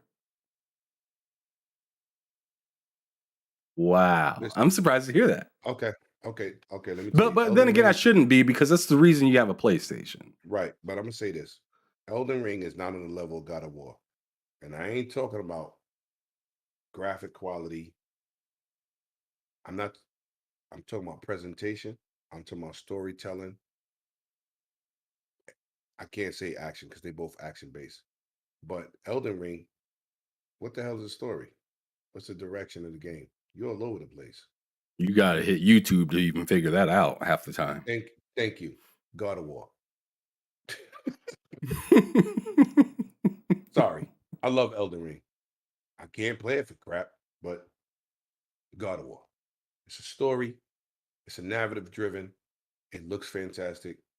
It has that over the top action. Elden Ring is more. Some people it will be a game of the year, but let's just be real here. A lot of people capping for that game didn't even beat it because they're not soul like players, right? I beat it, and I'm not a soul-like player at all. I didn't beat it. The game is hard, and I need a dictionary to teach me how to play it. And I love Sekiro, Neo 1 and 2, right? It's a good game. I don't think it was what people pretended it to be because I always ask people questions. It's like when I talk about Moon Knight on Disney and people say, you didn't like it? I said, no. I don't watch superhero movies to hear a psychological part. I said, what is his powers? I asked a simple question. Not one person who was capping for it could answer. So, what is the story in Elden Ring? Are you asking me? Yeah. Okay, so the story from what I've noticed is just more or less you trying to take over the the Elden.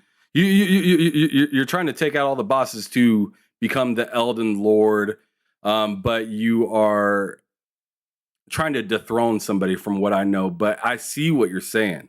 It's not straightforward. Okay. Let me ask you a question. If you had to listen to you just now, would you still understand it? No, not at all. Not at all. I mean, it's much, and that's how I felt. It's much easier to digest a game like God of War because yes. I'm and this is no slight to it at all, but it holds your hand, telling you the story the entire story-driven time. Game. Right. It's one of those games where if you don't know the story and you beat it, you must have just like had it on mute the entire time. Like there's no other way to really. Like Cozy, she said she don't want to play a game and listen to the cutscenes. I was like, what?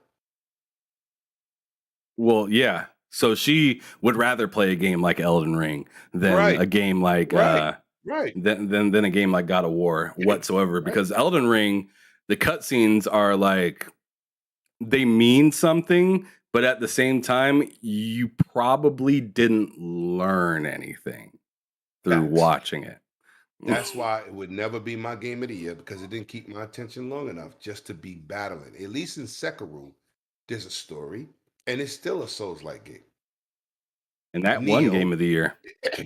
That's a story with Neo 1 and 2, and that's a Souls-like game with a story. So, Elden Ring, no go. No sir. Okay, fair enough. And then to end off this show, I have the compound question that I ask every single person.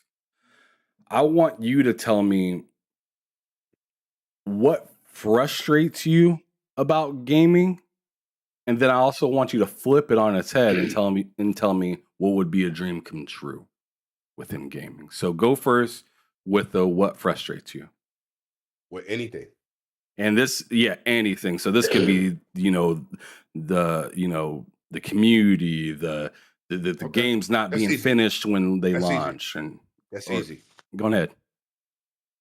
The disrespect towards the developers and the complaining in the community is horrendous. A lot of these people out here talking about what developers do act like because they play games, they know how games are made, they know what it takes to make a game, they know what it takes to advertise a game, and they know what takes to fix a game.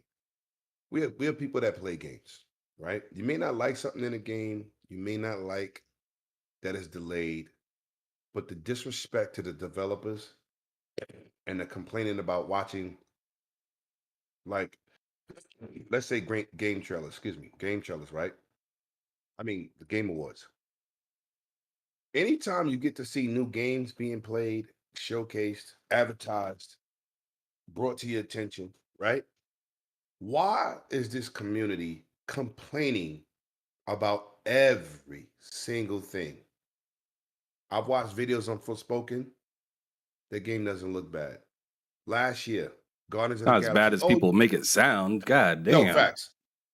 God, Guardians of the Galaxy. Oh my God, you don't use all the characters. This is bullshit. I'm not buying it. I'm not doing this. I'm not doing this. People making podcasts. Oh my God, this is going overboard. Game come out fantastic. Shut your ass up. This is the community of the goddamn complainers. They complain about seeing, oh, that indie showcase, it was 4 hours long. Nobody made you watch it. Ain't nobody sat there with a M16 to the back of your head talking about, pay attention.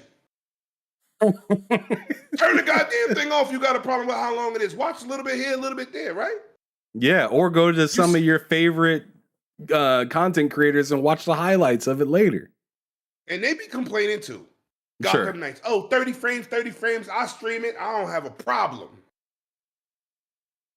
Gameplay is great. Okay, it's not 60. But half of you dummies ain't got good TVs to see 60 anyway. Or feel it. They out here complaining about every milk and cranny under the sun. You a gamer or you a complainer? Now, if there's something to talk about, Call of Duty broke as hell. Nobody want to talk about that. Missing hardcore, missing barracks, missing leaderboards, missing everything. But guess what? Oh, I love Call of Duty. I'm not going to say that. Elden Ring, dropping to 18 frames per second. Don't know the story. Broken multiplayer. Oh, no, this is my game of the year. Oh, no, this is my game of the year. So you pick and choose what you want to destroy. Because Souls-like games are not the popular games. Elden Ring hit the market and it hit the ground running. But let's be real here. That's a niche market. Niche, like VR. This complaining and disrespectful community are absolutely the worst. The worst. Look at this. I'm going to show you an example. Shout out to my boy Yobi in the chat. I'm going to show you an example. I get Marvel's Avengers launch. I see people, oh my God, I don't believe what they did to these characters. It doesn't feel like you playing like the Hulk. Thor is trash. This is garbage. This is trash. Spider-Man was legit trash, though. Right. I did see that gameplay. I can agree. But I can agree. That was disrespectful. Yeah, that was, they should have took him out the game. But look at this, right? They complained. So now, okay, your complaints. So now they bring up the Black Panther content. Yobi, this is my witness in the chat. They didn't fix none of the complaints. They just brought out the Black Panther content. Oh my God, this game is back. This is great. Wait a minute. They didn't fix none of the stuff you complained about. They added a chapter with the Black Panther, and now it's good, but it got the same issues it had before when the game launched. You see what I'm saying? You see what I'm saying here? This community is full of goddamn complainers about everything. Yo, this game don't run in 4K. What kind of TV you got? I'm still on 1080p. Then shut your ass up. You just getting on Twitter just talking? You Twitter finger sucker? I don't want to hear that. You're not playing at a high fidelity, but you got high fidelity keyboard fingers. All they do is complain. They send in penis pics to God of War developers. How is that supposed to move the game development along if you send in over 700 penis pics to the developer? You just over 700? Yeah, it was crazy. Man, I heard it was, some pitches, but I didn't know it was in the hundreds. Yeah, because one dude said he did it. Oh, I'm going to do that too, Billy. Oh, no. Me too. The domino. Me too. The domino effect. Facts. Come on, man. How is that? Okay. Santa Monica Studios get these messages of penis pics. oh yeah, we're gonna work hard on this development cycle because I'm tired of seeing a penis. Are you serious? You might as well play goddamn Persona 50 times over if you want to see penis. Oh my God. Facts. Oh I'm my tired God. of this You gaming community with the complaints and the disrespect. Because you know how to play games, that don't even mean you know about games. That don't give you game knowledge. You know where that's coming from. That don't mean that's giving you game knowledge because you know how to play a game. Facts. That means you know how to play a game. That don't mean you gave gaming knowledge. That don't mean you know how the business work. You don't. You just don't. So it is what it is. I'm sick of these dudes complaining and disrespecting developers. I'm tired of it. I don't like it. Because you all wouldn't right. say it in their face. Hey, facts.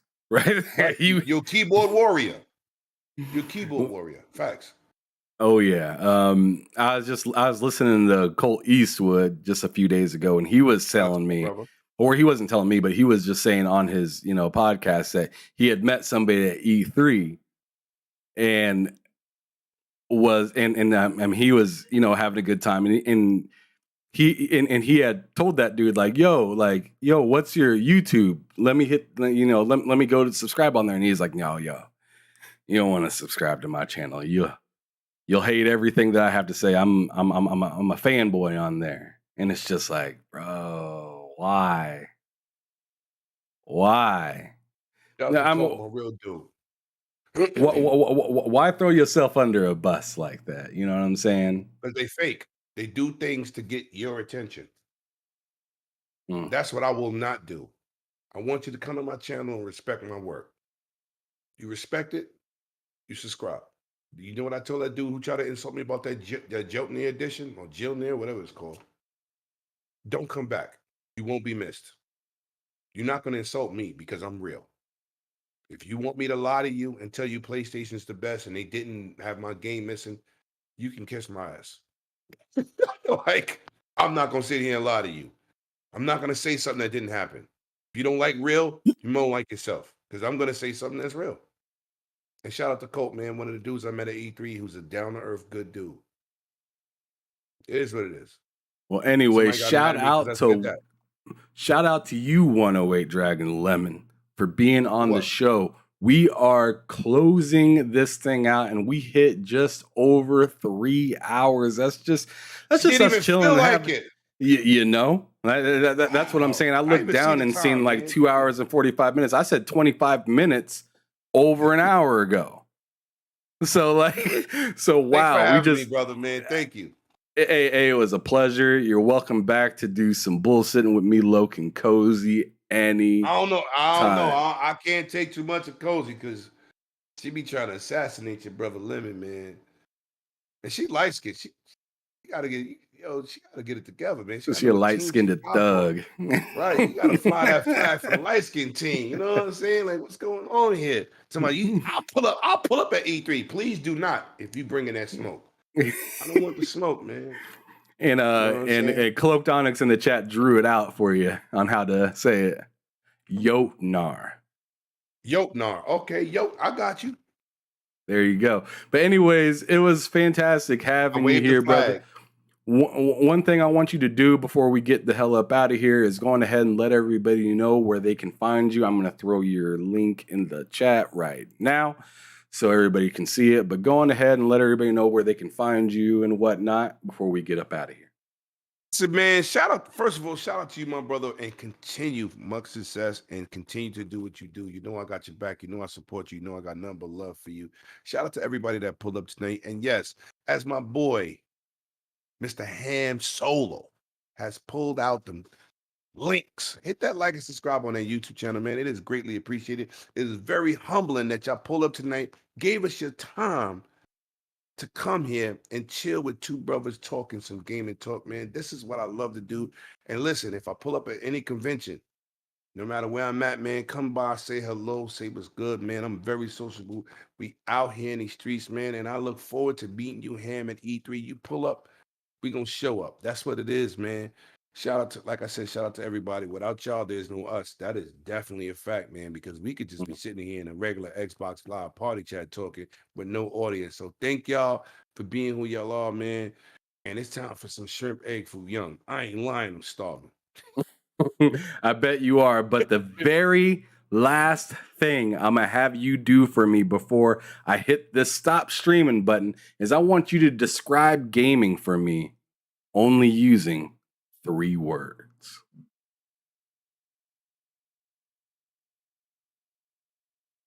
Three words. Awesome, energetic, and positive. Awesome, energetic, and positive. And that's everything that you are, Lemon. I ain't gonna lie.